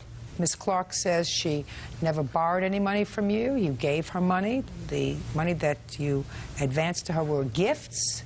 She owes you nothing. When did you find each other on the internet? That'll be about October of last year. How old are you, sir? 27. Where do you live? I live in Virginia Beach, Virginia. And you? I live in Martinsville, Virginia. How old are you, Ms. Clark? 27. How many children do you have? I have 5 children. When you met on the internet, did you tell Mr. Carroll about your 5 kids? Yes, ma'am. Is that right? Yes, You were looking for an instant family? It didn't matter to me. She seemed like a nice person, so I wanted to get to know her better. And the fact that the children never bothered me. I love kids, and I don't have any of my own, but I do have a niece who I adore, and I like children, so that condition didn't bother me. When did you first meet in person? Weekend of Halloween. And how often did you see her? After that, she came to see me about every other weekend, if not every weekend. And she would come with or without her children? She'd come with her children. Did you all get along? Yeah, got on pretty great. I took care of them for Christmas, and I bought them Christmas presents, which those were gifts. And then about the beginning of last year, beginning of this year is when I started loaning her the money. When did you break up? Beginning of May of this year. Who broke up with whom? She called me and told me she didn't want to continue the relationship. She said she needed more time in her life with no men in her life and wanted to get her life straight without a relationship, and that she wanted to stay friends and then maybe one day pick our relationship back up where it left off. Okay, but you had a new boyfriend at that point? Not at the time. Okay. After a little while, I did start seeing somebody else. When? A couple weeks. A couple of weeks. Waited that long, did you? It was mainly, I was trying to be nice. It was mainly because we argued all the time. About what? Pretty much any little thing you could imagine. Every time we were on the phone, we argued. Okay. Is this the boyfriend? Yes, ma'am. Is he here for any reason? My witness. For what? Money that he was never said that it was a loan. Well, how would he know that? Because he was a friend of mine and he was with me all the time. So you mean while you were dating Mr. Carroll and asking him for money, what's your name? Triton Horton. What? Triton Horton. First name? Triton. Triton. I have to tell that name to my daughter. She likes peculiar names for her children. That's one I haven't heard. Anyway, so Triton was around while you were dating and borrowing money from Mr. Carroll. I wasn't borrowing any money from Mr. Carroll. Taking money from Mr. Carroll. How do you like that better? No. So Triton was around while you were taking money and seeing Mr. Carroll. That's either a yes or a no, Miss Clark. Yes, ma'am. And then he became your boyfriend. Yes, ma'am. 2 weeks after you dumped Mr. Carroll. Yes, ma'am. Does he live with you? Yes, ma'am. Since when? He's been living with me. Well, he lived with me even when we were together. So did his witness. So, what's your name? Myra. Myra lived with you? Yes, ma'am. How did you two meet? In Virginia Beach. I brought her and her boyfriend back home with me because they... You met through the plaintiff? Yes, ma'am. And she came to live with you, and you were living with yourself, myself at the time. Your 5 children, Triton, and Myra. Actually, they lived with us first, and then Triton had moved in when he had lost his apartment. He lost his apartment because he didn't have any... Money. Money. How much money did you give to her over the period of... Over the course of January through May, I loaned her well over $5,000 via Western Union, which I have receipts right here for every single one. Now, tell me how it would come about that you gave her this money. She would call me and say, you know, I need my bolts are broken on my car, I need to get replaced, or my kids are sick. Shh, just a second. My kids are sick, or I'm sick, I need money for food, or I need money for Easter, I need money for car repairs, I need money for my bills, my lights are about to get shut off, my rent's overdue, I'm going to get kicked out of my house. Please, honey, help me out. Please, honey, help me out. And what did you say to her? Absolutely. I mean, I cared about her and I cared for her children, so I was going to be willing to look out for them. Since we were supposedly dating at the time, I wanted to make sure she was taken care of. So I loaned her the money. Well, so far I haven't heard anything about a loan, Mr. Carroll. So far I've heard, babe, can you help me out? And you said, I said, sure, because we were, shh, listen to me, Mr. Carroll. Because I said, sure, you know, we were a couple, we were together, I cared for her, you know, and she needed money, so I wanted to help her out. Well, it was all under the condition she would also say, you know, I promise I'll pay you back. And Myra here, who was with her almost every single time, she would say, I promise I'll pay you back. And I said, well, I need the money back. And I can't just be giving out all this kind of money and not get it back.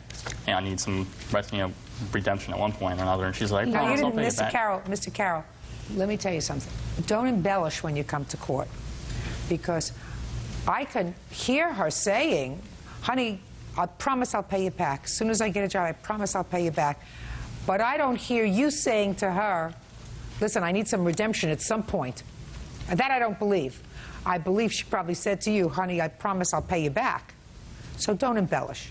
Because when things don't sound right to my ears, they're usually not true. We understand each other, Mr. Carroll? Mm-hmm. Yes, ma'am. Yes, Your Honor.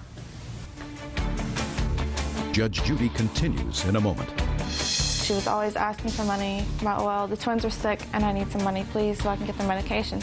Yes, she would use some of the money to get the medication, but she was also using the money to buy illegal drugs. And later today... Don't stand there and make excuses. You know, you can't get by on good looks. Beauty fades. We're not. Ladies, beauty fades. Dumb is forever. Real cases, real people. Judge Judy.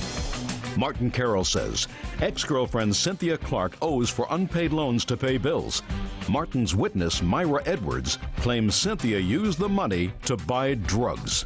Can I see those, please? What did he give you the money for, Miss Clark? One time he sent it for Easter to help get my kids Easter baskets. My twins got sick and he had sent me money for medication. Another time he'd send me money to go down to see him because I couldn't afford a trip by myself. I wasn't working at the time, and I do have 5 children, and he wanted to see me, so he would send me money to come see him. Go ahead, let me hear the rest. He also had sent me money to fix my car, well, to get another car because my car was messed up.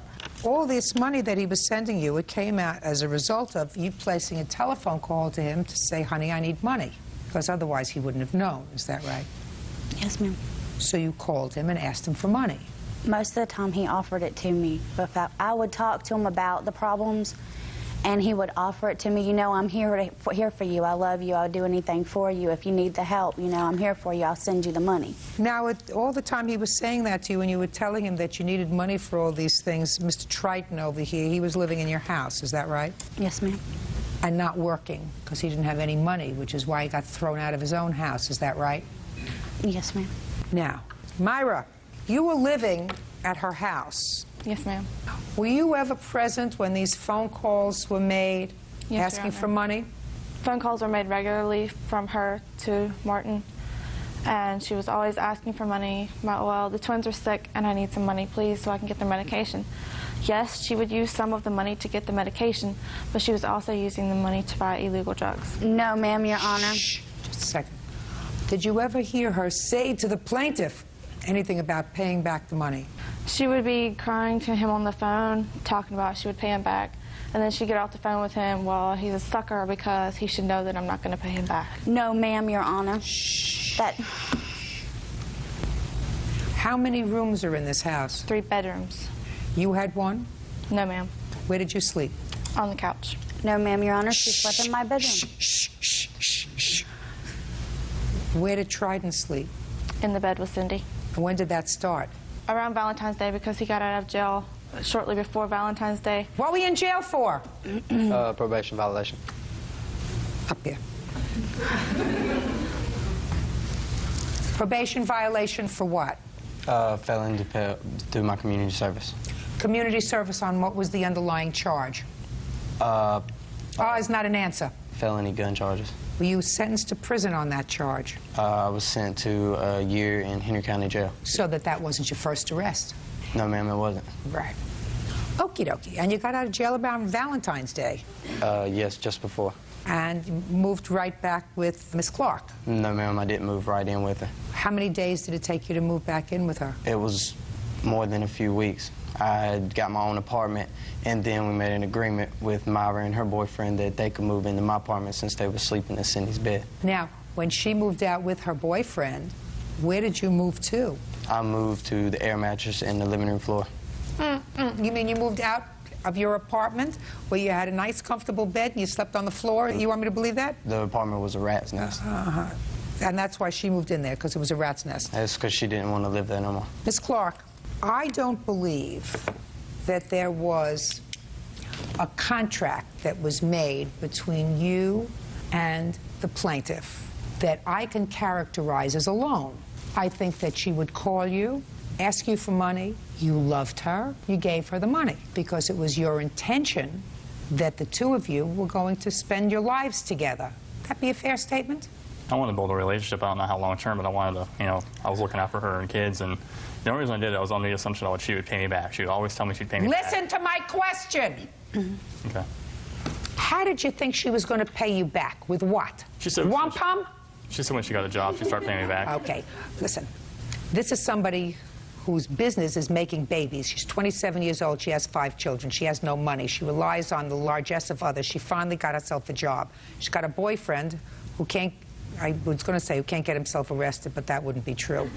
So you listen to me very carefully, sir. I don't believe that you had what I would consider a valid contract with her to repay you this money. However, I believe that you're entitled to the money from her because I believe she defrauded you. I believe she led you to believe that you were in a monogamous relationship with her. And based on that monogamous relationship that was working towards something that could have been permanent, she was asking you for money. And I believe that all the time she was asking you for money, she was making a fool out of you with Mr. Triton. So she got that money from you fraudulently, and she has to return it. Judgment for the plaintiff in the amount of $5,000. That's all. Thank you, Your Honor. Or the judge choose you to step out? No, I did not fraudulate him. The whole time we were totally together, she was cheating on me with Trey. I should have told him. She's a lying, trifling. I'm just glad it's over. Just watch your back. And now the next case. All parties in the matter of Henry versus Parsons, Spurlock, Smith. Step forward. Registered nurse Marianne Henry is suing her son's former friends, 18-year-olds Annie Parsons, Amy Spurlock, and Taylor Smith, for scratching his Honda Civic. Mrs. Henry, which one of these two young men is your son? Right here in the sport coat. Joshua. Joshua, you know these three young beauties? Yes, Your Honor. How do you know them? I went to school with them. You were on a camping trip with them? Yes, Your Honor. Had you ever dated these girls? No, Your Honor. Did you ever want to date these girls? No, Your Honor. Were you friends? Yes, Your Honor. According to your mother's complaint, because you were driving her truck. Is it a truck or a car? It was a car. Car. These three lovelies decided to pull a little bit of a practical joke, right? Yes. Tell me what you did to Miss Henry's car. Well, that was parked at the campgrounds on the 26th of June. Well, I guess I can tell this part. This whole thing started... What's your name? I'm Amy Spurlock. Go ahead. Well, it all started because we took Josh's keys because he was really drunk and we didn't know if he was going to drive or we didn't know, so we took him and he was really... Where did you take his keys from? My boyfriend took his keys and then I had his keys. I took the keys from my boyfriend. Why? Because Josh was saying that he wanted to leave. Just a second. That doesn't tell me how his tent got on top of his car. Well, he became upset with us because we wouldn't give him his keys back. We went up to his tent because he went up there, he was mad at us, and he went up and went to bed. What did you do when you went up to his tent? We went up to his tent, and just as a joke, because, you know, he always messes with us. You know, when you go to parties, everybody just messes with people, and we were taking, like, the poles out of the tent to make it collapse or whatever as a joke. And then we did that a few times. So you took the poles out of his tent and it collapsed on him. Yes. How many times did you do that? I would say maybe 3. Then what happened? And then he got really upset and he came up because his tent was... Just a second. What happened when he got upset? And then he came back to our campsite and was like screaming and punching tents and just going crazy. So he was angry? Yes. And then what happened, Amy? And then we all went back down there. Who's we all? Myself, Annie, Taylor. There was... You're Taylor? Yes, ma'am. There was like maybe 3 other people. Okay. And we all went down there and he wasn't there and we were looking for him. And I took the poles out of his tent, like all the way out of his tent. And then I was dragging it over to his car and another young man put the tent on top of his car. Why did you go up looking for him? Because the place where we were is in the middle of nowhere. The only thing there is a Texaco and a prison. And everyone was joking around that night saying that 2 people had escaped from the prison, which I don't know if that's a true story or not. But that. Why did you go up looking for him? We were concerned for him. We didn't know where he went because he was mad at us. And we went, honestly, we went looking for him because we were going to be like, you know, Josh, we're sorry. All right, so now you don't find him. You're looking for him, and you're so concerned because these 2 mass murderers have escaped from prison that you pull the poles out of his tent. How did you think that was going to help find him? That's not what I was thinking. It was a joke. No, just a second. But how could you be joking at this point if you're concerned for his safety? I was angry with him because he had called me names. Just a second. But then you didn't go up looking for him because you were concerned for his safety. You went up there looking for him because you were angry. Which one is it? It was pretty much both. I mean... Get out. Can I see the... Listen, they would know the truth if it came up and slapped them in the face. Can I see the pictures of your car, please? Yes, ma'am. Here are the pictures of the photos, and I also... And the estimates to have it fixed. Ma'am, the estimate came from her body shop that she owns. I don't give a rat's behind whether it came from her body shop or it came from her nephew's body shop or her husband's body shop. When you do the wrong thing, what happens is you cannot expect to be treated fairly by everybody. You did the wrong thing. Don't stand there and make excuses. You know, you can't get by on good looks. Beauty fades. We're not. Ladies, beauty fades. Dumb is forever. But we're not trying to make excuses. We're just saying that. You did make an excuse. Put your hand. I'm speaking. You did make an excuse. You said we were concerned. We went up there looking for him because 2 prisoners escaped. Your girlfriend then, because she was so concerned, took the poles out of his tent so that somebody else could drag it over and throw it on his car. Get a life. But we weren't the only ones there. There were other people there that she's And this is what you have to do. You have to pay $1,000 to have this car repainted, and if you think somebody else was responsible too, then you can sue them and say, I want to be indemnified for part of the money. But right now, it's your bag. Do you get it? Yes, ma'am. Good. Judgment for the plaintiff in the amount of $1,000. Parties are excused. You may step out. I actually was sitting in a tractor when they drove by and watched them do it in the headlights. There's no way a nylon tent with no poles in it can cause $1,000 worth of damage to a car. It's just common sense. I guess our friendships are over. It was all just a joke.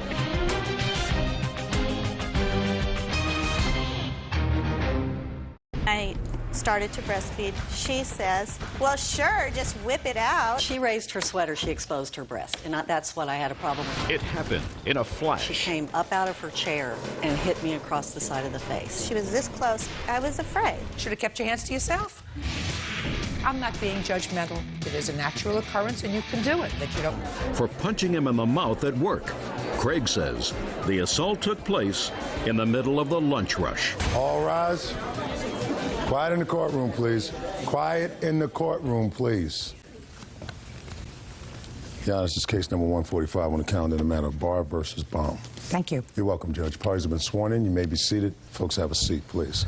Mr. Barr, you and the defendant worked together, and according to your complaint, you had an argument with him, and during the course of that argument, he assaulted you, he punched you. You want to be compensated. Yes, ma'am.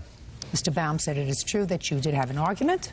However, you were the one who was the first to use your hands, and he just reacted. So he was really acting in self-defense, which is your claim. Yes. How old are you? 20. And you, sir? 28. Where do you work? For a sub shop. How long have you worked there? 4 months. At this particular restaurant. How long have you worked for the company? 3 years.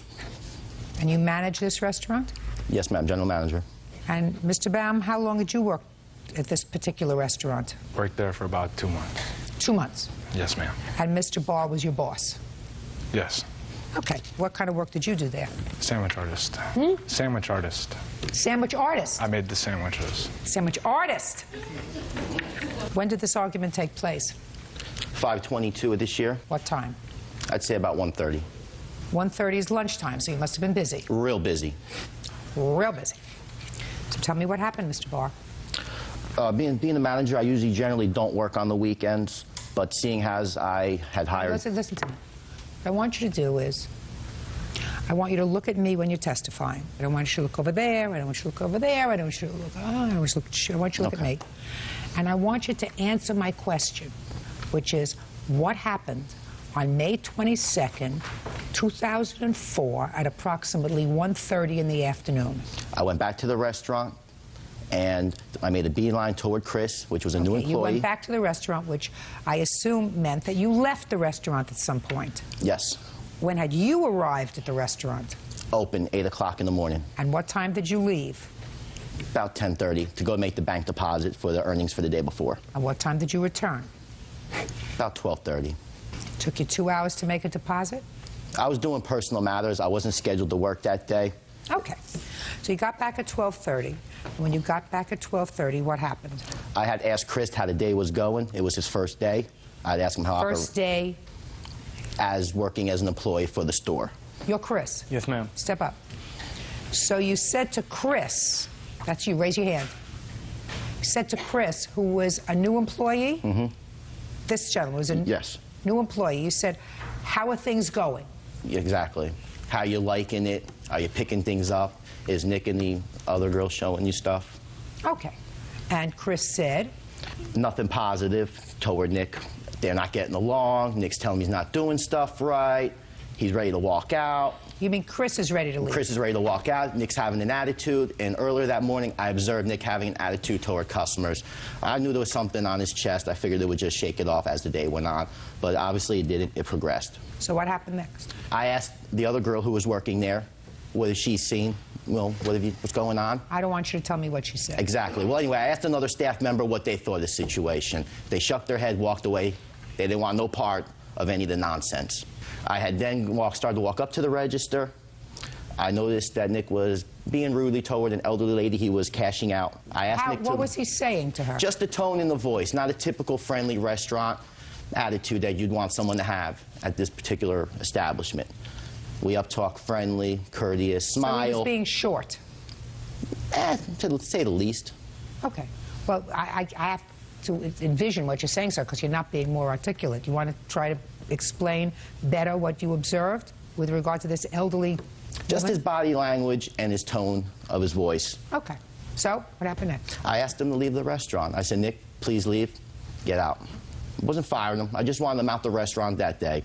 Obviously, there was something bothering him that day. He was causing friction among the other staff members. He was also being short with the customers, having an attitude. I thought it was the best business decision for the establishment to remove Nick from operations that particular day. And at that time, he had been working for the place for about 4 months? Yes, ma'am. And had you had trouble with him before? No.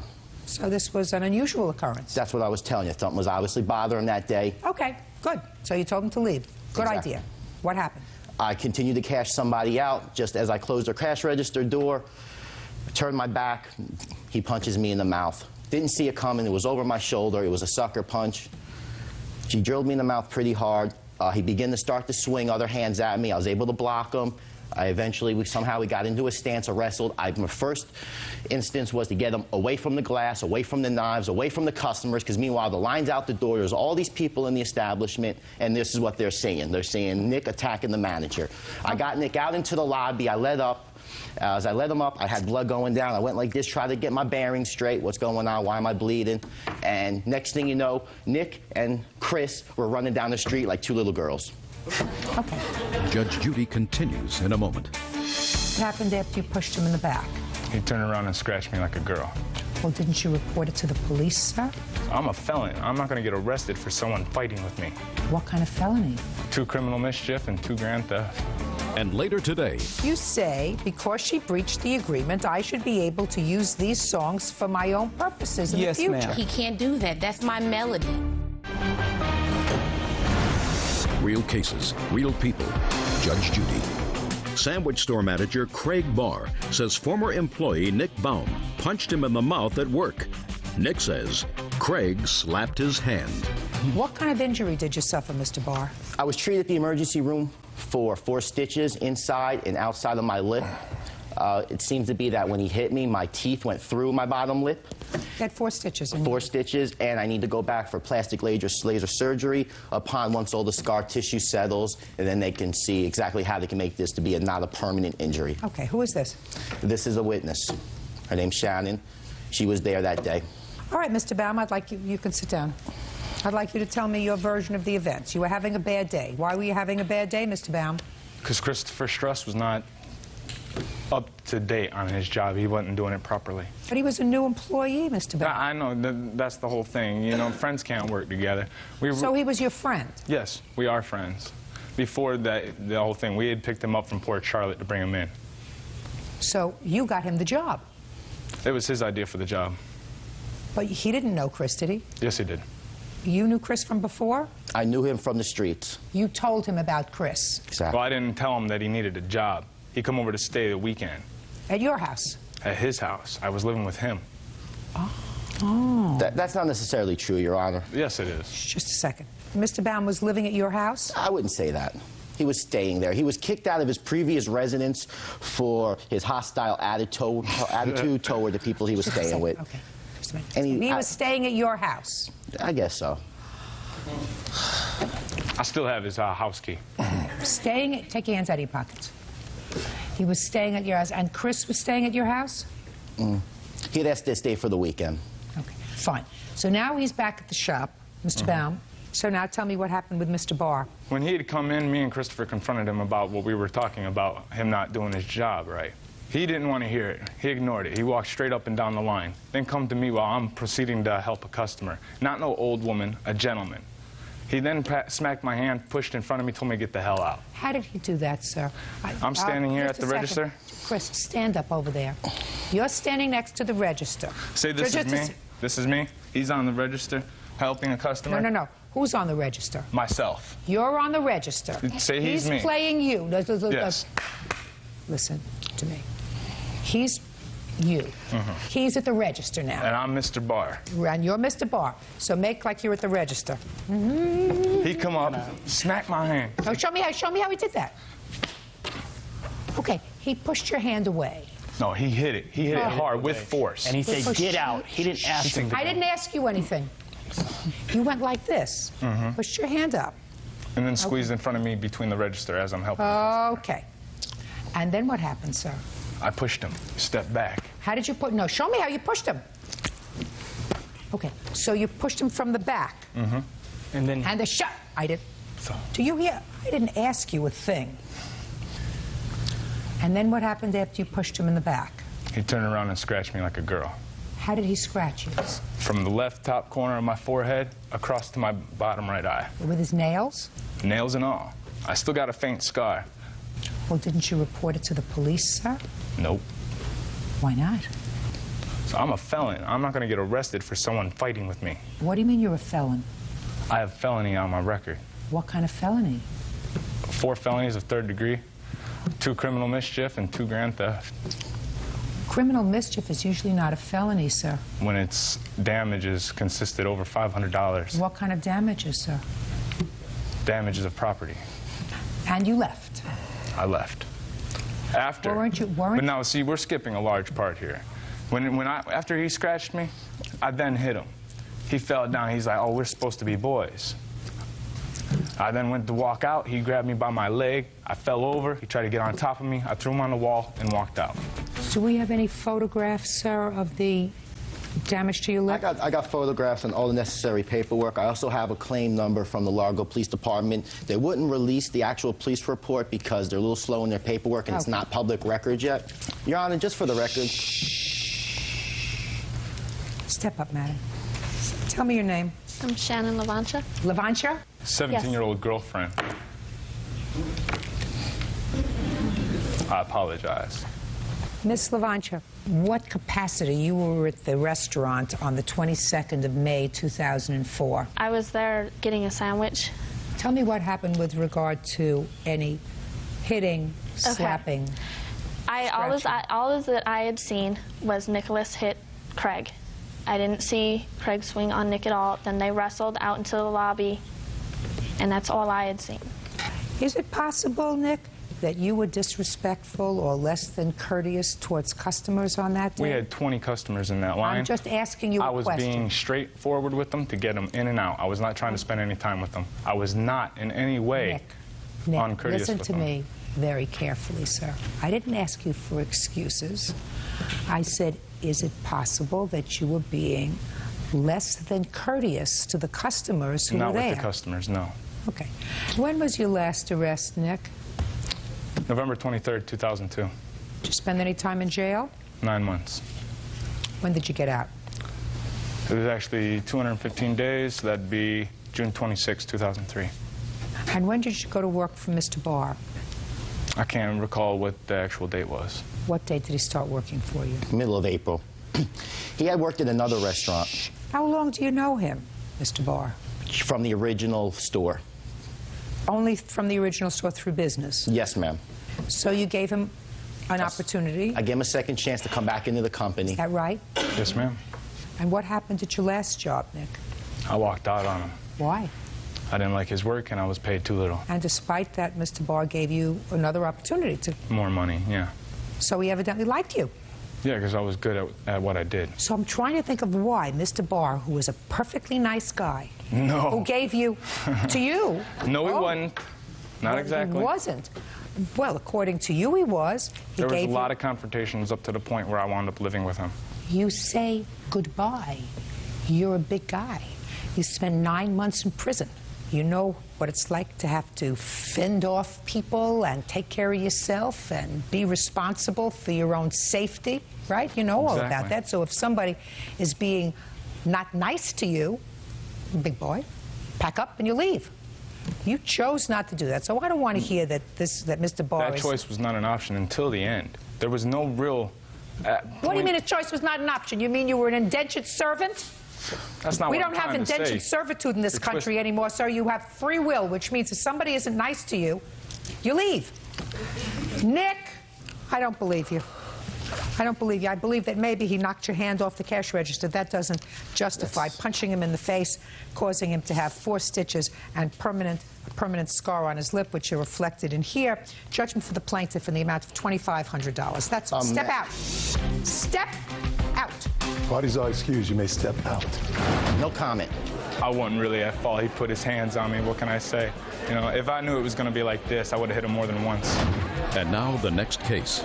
All parties in the matter of Jones versus Dunson. Step forward, please. School teacher Cheryl Jones is suing studio owner David Dunson for a refund for a children's recording session.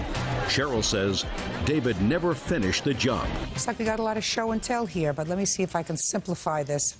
Ms. Jones, you hired Mr. Dunston for the agreed-upon price of $1,000. Correct. To create musical arrangements for children's songs and to use his recording studio in order to record those songs. Right. You paid him, according to you, a total of $650. Right. Towards the $1,000. Those songs, according to you, that were never completed because he kept moving the studios. Mr. Dunston says that he wants to be able to use that music because he's never been fully paid. Is that right? Correct. You say, well, I paid him $650 and I can't use the music and record it because he has the copyright. We right? agreed upon $650 as the agreement. We changed the agreement because he continued to move and he wasn't doing a professional job. So $650 was the new agreement just to use the tracks. Well, but what you're suing for here before me is your $650 back. Right. You want your money back because you didn't get what you bargained for, right? That's correct. He wants to be able to record the music because he's copyrighted it already, correct? I did not. No. You've copyrighted the music already. They're copywritten through my machine when she comes I in don't and care posts. whether they're copywritten through a machine. She can't do it without your permission, and you have already executed something through a machine so that you have this music copyrighted, according to you. No, Your Honor. You don't have copyrights to the music? No, there's no copyrights with the Congress. The copyrights is when she comes into the studio and it records the date and time when she comes in and recorded her music. It copyrights it then. And then when we finish the song, she takes it and we sign the agreement for her personally, exclusively to use the copyrights. Have you done that yet? No, ma'am. Good. Do you want to record this music for any other purpose? According to you, you do. Yes. You say... those are Shut up! I'm sorry. You say, because she breached the agreement, I should be able to use these songs for my own purposes in the future. Yes, ma'am. He can't do that. That's my melody.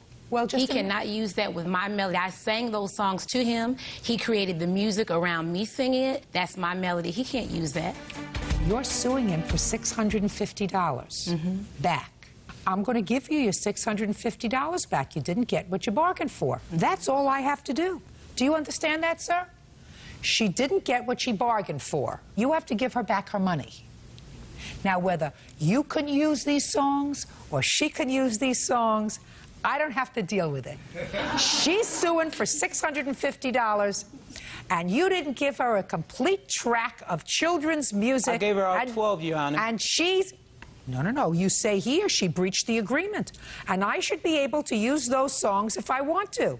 Maybe you can, and maybe you can't. I don't have to go there. That's what you say in your defense, sir. So she gets her $650 back. You can hum, he can hum, and I can go home. Thank you very much. Thank you. Parties are excused. You may step out. I paid him to do a job. and he didn't do it. She wanted 12 songs for $650, and I refused. He wanted money on the back end, and that wasn't going to happen. 12 songs is not worth $650. Well, I'll just get somebody else to make the beats and to record it, and it's going to be big. You know, I plan on changing the face of educational music.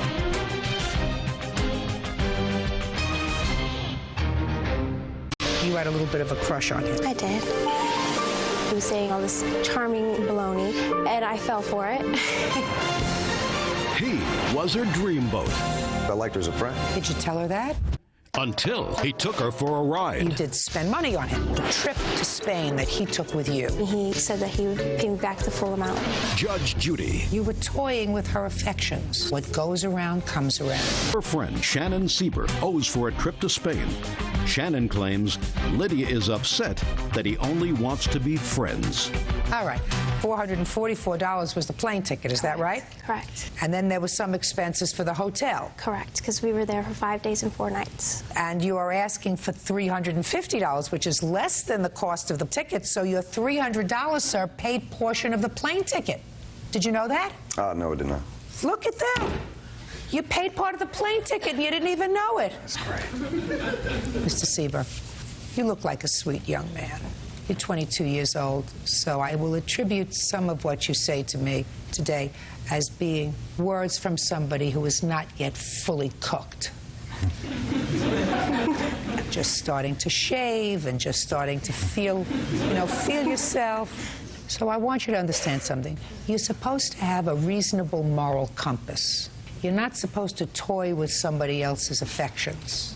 And I think that you're a smart aleck enough to know that by going to Spain with her, you were toying with her affections. You're not supposed to do that. It's unkind. And should you find yourself at the other end of this affection stick at some point in your life, I guarantee you won't like it. But I've been around long enough, Mr. Sieber, to know that what goes around comes around. And it may not come around today, or it may not come around tomorrow. But if you're not nice to people, eventually it's going to come back and bite you in the behind. We understand each other? Clearly. Good. Judgment for the plaintiff in the amount of $350. That's all. Parties are excused. You may step out. It's just sad when friends have to start suing each other. I'm just happy that I'm going to actually get my money back. There was never a relationship to begin with. It was all made up in our mind. I might have been misled by him. It was made very clear before we left it was what it was. There was going to be nothing more. Not the person that I thought he was. She's a nice lady. He's just being rude. We were only friends, and that's all it would ever be. Well, we're not friends anymore. And now the next case. All parties in the matter of Kurlanchik versus McEnany Burt. Step forward. 24-year-old teacher Jennifer Kurlanchik is suing her friends, 23-year-old student Paul McEnany and 24-year-old inventory controller Mike Burt for damages to a Hummer limo she rented on her birthday. Jennifer claims they broke the sunroof. Ms. Kurlanchik, you rented a limousine to celebrate, I assume, your 24th birthday, and you invited whole group of people to go with you. Two of the people you invited were these two gentlemen here, who, according to you, got a little out of hand and caused damage to the limousine. You were charged for the damage, and you want them to contribute to the cost of the damage that they did themselves. They say everybody was sort of involved in the nonsense, right? Yes. Yeah. How old are you? 23. What's your first name? Paul. 24. Mike. First name? Jennifer. What do you do for a living, Jennifer? I'm a special ed teacher. Paul? I'm a student, and I bartend. Student of what? Student in advertising. Logistics management, and work as inventory control clerk, and as well as go to school. Look what responsible people we have here. When was your birthday? February 29th. How big was the limousine? It could fit 15 people. It was a H2 Hummer limousine, so it's pretty large. I've seen those things driving in the street. You can see them coming about a block away. And how do you know these? And how do you know these two guys? We're friends. We're in the same fraternity, sorority. We're all friends. We're friends. We're friends. What kind of damage was done to the limousine? The emergency exit window flew off on a major highway, shattered pieces, and I was charged the damages. You mean the roof, like a sunroof? Yes, it's actually a moonroof, and it flew off. There's 3 ledges to unlatch, and the boys unlatched it, and around 2:30 in the morning, it flew off.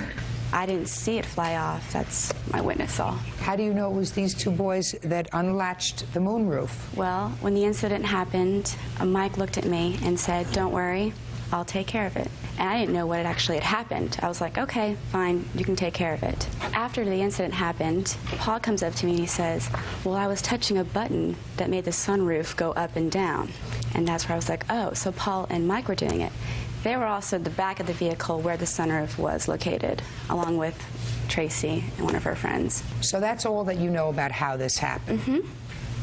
Step up. Tell me your name. My name is Tracy. Tracy what? Thompson. Were you sitting at a location where you could observe these two young men? The way the limo was set up is there was 2 doors in the back. There was a bench seat that went across there, and I was sitting right there.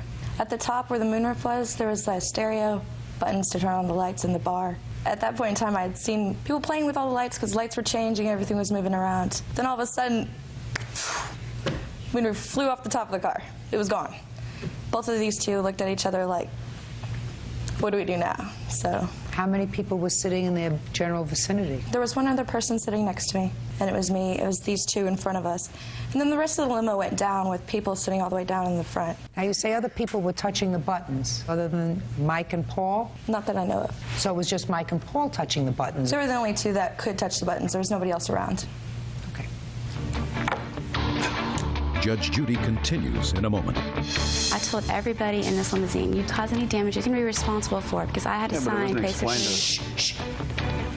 Where are you now? Here. What is here? Judge Judy. Real cases, real people. Judge Judy. Jennifer Kalanchik says former friends Paul McEnany and Mike Burt owe for damages to a limo she rented on her birthday. The men claim they didn't do it. Okay.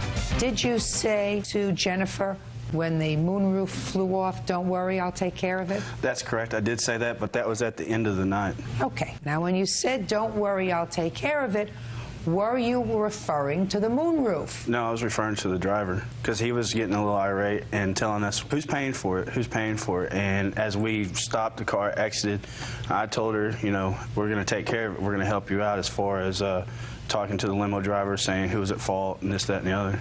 Not this, that, and the other thing. So you said to her, "Don't worry, I'll take care of it," because you were going to explain to the limo driver whose fault it was. Mm-hmm. Did you do that? Well, no, at the point in time she asked me to leave, so I left. So you didn't? No. Well, let's say that you did go to the limo driver to explain whose fault it was. What would you have told the limo driver? I told him what... Look at me. No, right here. All right. Basically, I told him... Not basically. I would have told him that it wasn't explained to us that this is an emergency escape hatch, because they said later on that it's an emergency escape hatch and it was labeled. No, it wasn't labeled, and the driver never explained to us. Then you were going to be arguing with him. Let me explain this to you, Mike. Basically, you would have said to the driver, "I was touching the buttons with my friend Paul, and the moonroof fell off, but nobody explained to us that it was an emergency door. And it wasn't marked, so how are we supposed to know that it was an emergency door?" Is that what you would have said to him? In so many words, yes. In less words than you just told me. Yeah, hopefully. So you would have said, "Yeah, we did it. But we didn't know if we touched these buttons and that sort of stuff that this moonroof was going to fall off. It was not properly marked. Right. But we did it." Well, the only thing I had to do with it was I closed it when we got to Dallas. We were leaving from Denton to Dallas. Somebody opened it other than me and Paul. When we got to Dallas, I closed it. That's the last thing I had to do with it. And everybody's pointing fingers at me for some reason. And I'm trying to tell her, no, it's not me. And she doesn't want to buy that. She wants to say, you know, yeah, you did somebody it. Else, she just basically wants to get her money back. From what Jennifer told me is there were 3 different latches too, and the only thing I ever touched is the one front latch that I thought would push it up, and it went flying off. So those 2 latches had to be undone, and I know other people around that area. I wouldn't, yeah. Okay. Now, why did you push that one latch up? Just to open. I thought it was a sunroof. It looked like a sunroof. Nobody told us it was an emergency exit. You just wanted to get some air. Yeah. There's 15 bodies, body heat, and everything else. So we opened up. So, Jennifer, what? I have warning signs on the sunroof as well as the latches. There had to be some work done to get these latches to come off. It's not a simple button. It's not well, maybe it wasn't their fault, my dear. Maybe it was the fault of the limousine. Can I maybe. say that? Shh. Sorry. Why, you want to fight with me about that? No. Maybe it was the fault of the limousine. Well, I told everybody in this limousine, you do anything, you cause any damages, you break any glass, you're going to be responsible for it, because I had to sign basically. Shh. Where are you now? Here. What is here? Judge Judy. MySpace. Go ahead. I had to sign a blank credit card slip that says we're going to charge you $600 for the flat rate. Jennifer, my dear, you take 15 people out for an evening of partying. You sign on for a 15-passenger Hummer limousine, and you are going to expect that some damage might be done, for which you are going to be responsible. There isn't a shred of credible evidence that these two young men are responsible for that emergency exit. Not at all. The fact that they were sitting around there, the fact that they may have been touching it, the fact that he went to open up one of the latches to let some air in, that doesn't make him responsible. I don't even know if you're responsible. It's quite possible that there was a malfunction by the car. And the fact that the limousine company is charged a credit card, perhaps you should sue them. The fact that they touched the roof and then so what? flew off. So what? So what? That doesn't make it their fault. I am not satisfied that you have sustained your burden to demonstrate that these two young men are responsible, that they either negligently, recklessly caused the damage to the limousine. It is just as plausible that someone else had touched one or more of those things at some point during the evening, and when he opened up one latch to let in some air, the thing fell off. That's also plausible. That doesn't make him responsible. And if the limousine company refuses to give you back your money, sue them. Because I don't think you have a case against these two young men. That's all. Case is dismissed. Parties are excused. You may step out. I think justice was served. Now I'm out $700 for an action that I had no part of, that they clearly did. I think she lost her money, and she's just trying to get her money back, and it's, easy target. We were celebrating my birthday. Of course we were, partying. Well, we were having a good time. Next thing you know, the sunroof, moonroof, whatever you want to call it, it flew off. One thing led to another. Sunroof flies off. Both boys say, shh, look at each other. They're guilty. I mean, they caused it to fly off. She blames us, and she'd rather choose money over friendship, and I think that's really wrong. We're friends, stuff happens. Well, hopefully we can have a beer and get over it. We'll see what happens.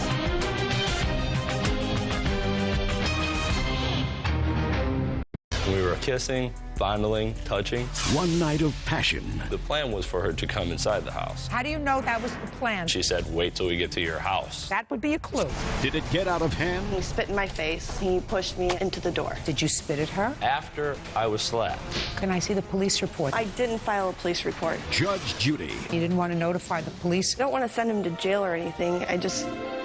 This is case number 69 on the calendar in the matter of Downer versus Gallagher. Parties have been sworn in. You may be seated. Folks, have a seat, please. Miss Downer, according to the complaint that I've read, you allege that the defendant assaulted you and also broke your car with a rock or a brick. Yes. Mr. Gallagher said he was merely trying to help you from hurting yourself because you were drunk. He is counterclaiming because he says that while drunk, you broke the door to his home. Correct. Okay. Why don't you tell me first how you know him? I met him through mutual friends and then started hanging out with his sister and started hanging out with him. When did this incident happen? On April 10th, around 3:30 or 4 a.m. in the morning. Where had you been?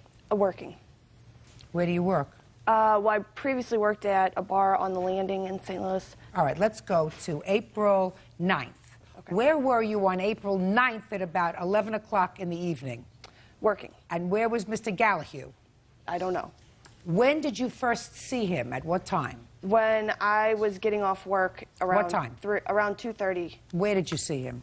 He was at a bar next door, and I walked out of mine and saw him in the parking lot. And what did you do? Said hi, just greeted each other. We were friends. Ended up giving him a ride home. Why did you give him a ride home? He's a friend. How did he get to the bar? How did you get to the bar? I was down there with a couple other friends that were going to give me a ride home. Till Michelle asked me if she wanted to give me a ride home. So I'll go home with you. And we left, and on the way he tried some things and said no, and we got back to his house, and that's when all of the... Well, Tried some things. What do you mean he tried some things, Ms. Downey? Well, he was trying to put the moves on me, I guess you would say. Sexually trying to do things. Okay. And you said, not interested. So you got to his house. Yes. And? And as I reversed and put my car in park, and it was in the middle of the street, and he took my keys out of the ignition and ran inside his house. And? And I followed him in, grabbed my purse out of my car and went in.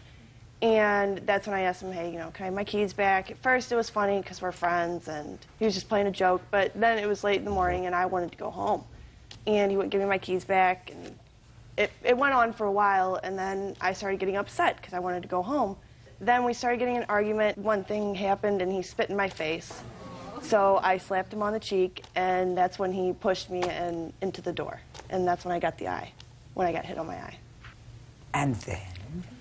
I went outside and took his phone with me and called my mom to see if she had a spare key, if there was a spare key in my car. She said yes. So I grabbed that key, went back inside, and got my purse. You mean after he hurt your eye, you went back inside for your purse? Yeah. He's just assaulted you, according to you. Well, yes. But I still wanted my personal belongings. I mean, I have various credit cards in there that I really thought, you know, it would be responsible to go back in and get my purse so that he couldn't take badly were you hurt when you hit the door with your eye? Yes. I was Not crying. yet. I said how badly. That is Oh, how badly? a quantitative thing. You have to say I was hurt very badly. I wasn't hurt a lot. Not yet. I mean, it hurt. Not badly, but it definitely hurt. Were you afraid of him? Yes. Then why did you go back for your pocketbook? I don't know.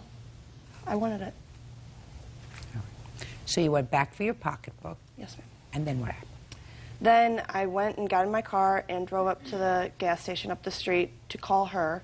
That's when he came running around the corner with a rock in his hand, and he screamed and he threw it at my windshield, and I asked the gas station attendant if he saw it. He said yes. And Don't tell me what the gas station Okay, I'm attendant sorry. said to you. So, did the windshield break? Yes, it shattered, and I have pictures of it. Can I see the police Yes. report that you filed? I didn't file a police report. Why is that? I was hysterical. I wanted to get out of there. I was scared of him. You don't have to file a police report that day, Miss Downey. You file a police report the next day. He assaulted you. Not only did he assault you, but he vandalized your car. You covered by insurance? I did not file it with my insurance company. I paid out of pocket. Why? I didn't want to file it to my insurance company. You didn't want to put in a claim to the insurance company. You didn't want to notify the police that, according to you, he assaulted you? Yes, ma'am. Why not?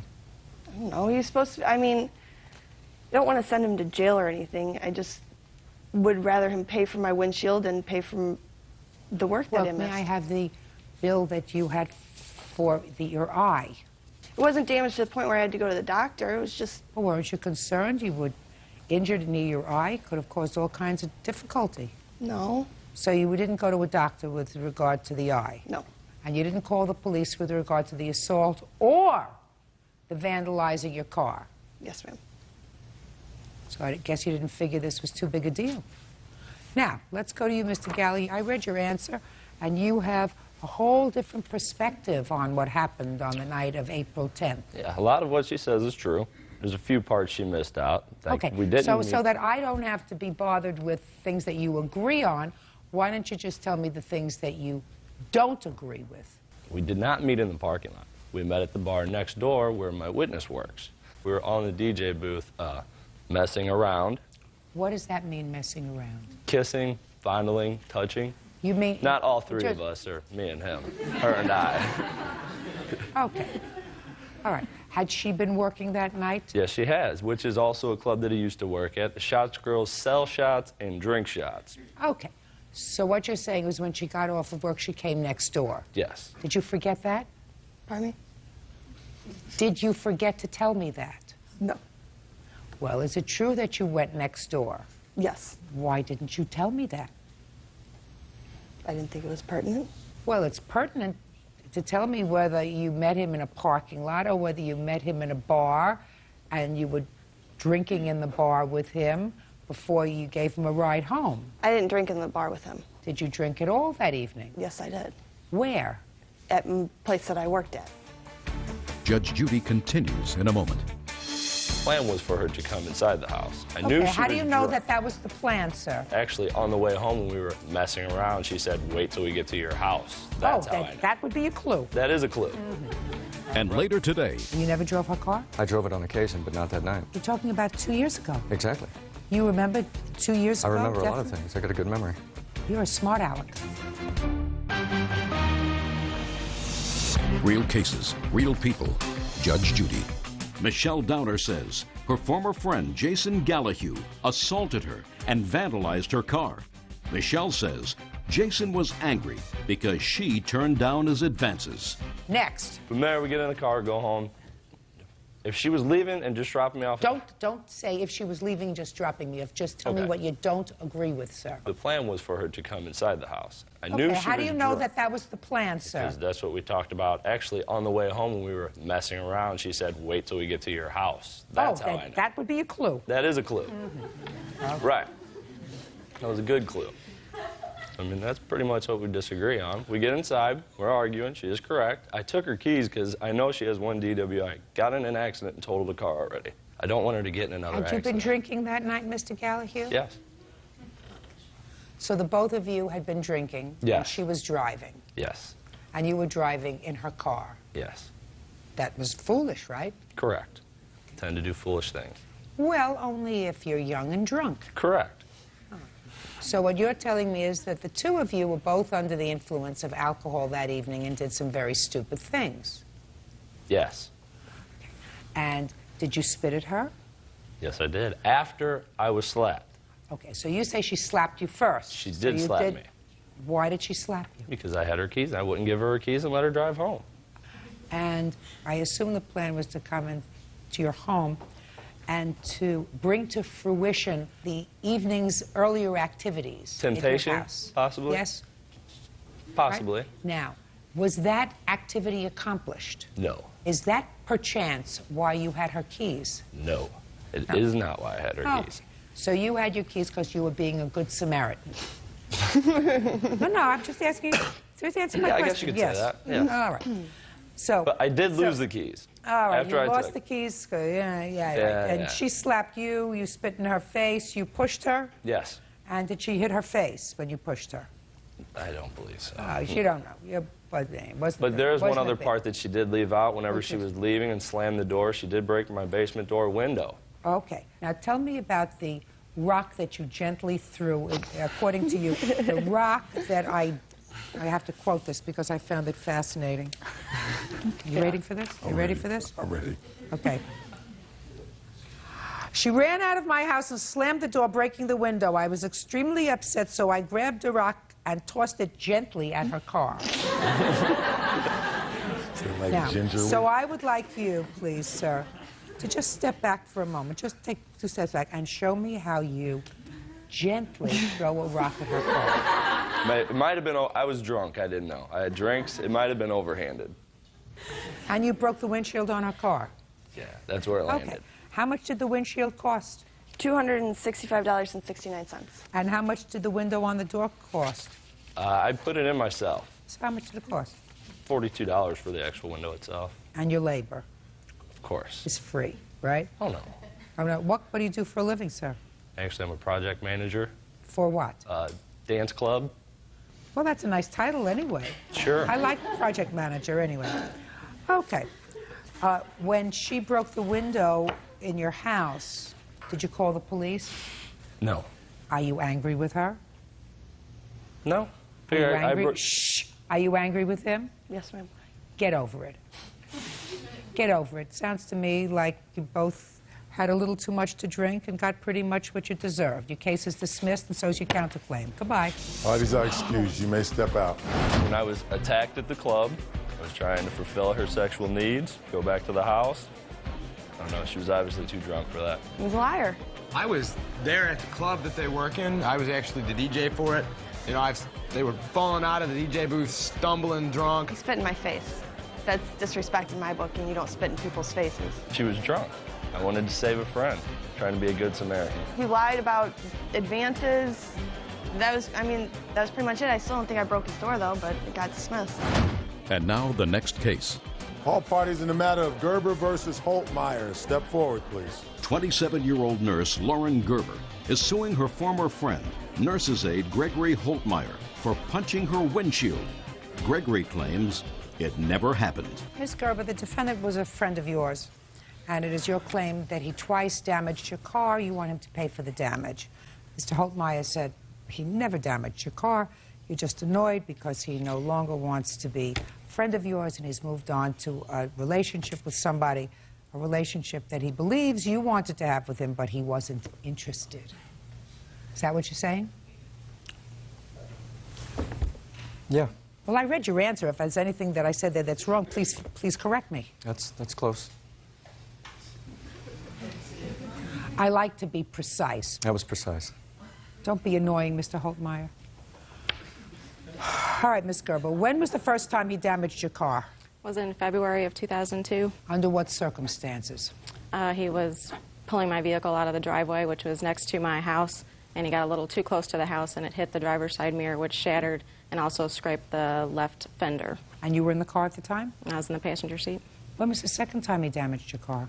September of 2003. Tell me about that. We had been at my apartment watching a Cowboys-Giants game, and on the way home, punched the inside of the windshield with his fist, which he wears a Dallas ring on, and that's what hit the glass and shattered. Who was driving? I was driving. And what did he say at that time? That was September of 2003. That he was sorry and go get an estimate. He'd pay whatever the estimate was for it.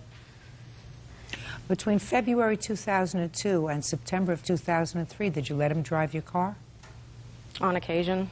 How come you stopped being friends? In October, we had made plans for him to move in with me. His mother had to move to St. Louis, and he had nowhere to stay. The day before he was scheduled to move in, I hadn't heard from him. The day of, I still hadn't heard from him. I went to the house, and it was completely empty. Everything was gone, and that's the last time I'd heard from him. Real cases, real people. Judge Judy. Lauren Gerber says her former friend Gregory Holtmeyer punched her windshield after a Dallas Cowboys football game. What made you decide to pursue the 2-year-old broken mirror on your car? Because in October, he was still saying once he was waiting on an insurance settlement from an accident last March when he got run over by a truck. Did you fix this mirror on your car? The mirror I did fix. It was undrivable with it broken. And how much did it cost to fix the mirror? It was $140. And how much is the windshield? $242.30. I have pictures of that. I'd like to see it.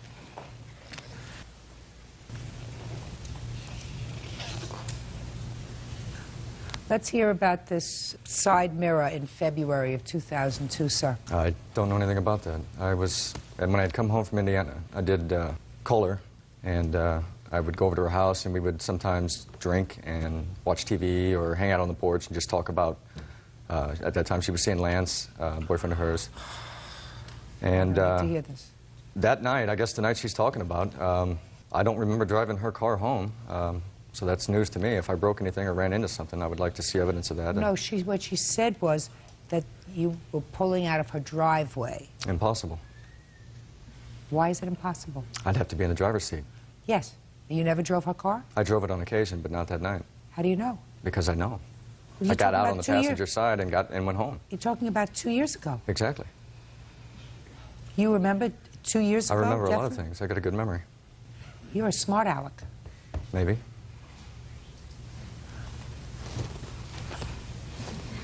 I know if I was driving the car, I wasn't driving the car. I got out of the passenger side and went into my house. Do you see my mouth moving? When my mouth moves, yours doesn't. What do you do for a living? Certified nursing aide. Okay. Do you take care of elderly people? Yes, I do. Are you supposed to be kind and understanding when I you am. take care of elderly people? Yes. And respectful? Yes. This is my space. Let's remember that. Have I said anything that was disrespectful to you so far? No. Have I said anything that was wise-alecky to you? No. Do you think you have said things that are disrespectful to me? Probably. Is there any particular reason for that, Mr. Holtmeyer? I'm just nervous. Well, sometimes when people are nervous, their palms sweat and they become quiet. So you mean when you're nervous, you become nasty? Is that what you're telling me?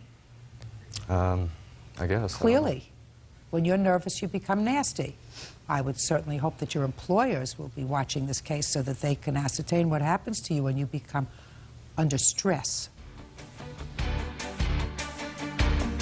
February of 2002 is what you're telling me that you remember the night that she's talking about, and you were not driving the car. Nope. And nothing happened that night. Not to my knowledge. I got out of the passenger side and went home that night. The same with the windshield. I got a call 2 days after the fact, and it said I broke her windshield. And I said, I did what? She said, maybe you had too much to drink. Mr. Holtmeyer, I also think that the people who allow you to take care of older people should understand that when you have too much to drink, you don't remember things. And that can be a very dangerous thing when you're taking care of people who are infirm. The people who you work for are now on notice that that's, as far as I'm concerned, a real problem that you have. You owe her $382, sir, and that's $140 for her mirror and $242 from breaking her windshield. Both of those things I find that you did. Thank you very much. Judgment for the plaintiff in the amount of $382. That's all. Why does I excuse you may step out? We'd been very good friends for about 7 years. I'd done a lot of things for him, numerous, and just apparently didn't know what kind of a person he was until now. people perceive the wrong things when I first speak, and they assume. I feel that he's dishonest, and that pretty much wraps it up. Uses people. I didn't do it. Sometimes I'm just too nice, and I get taken for granted.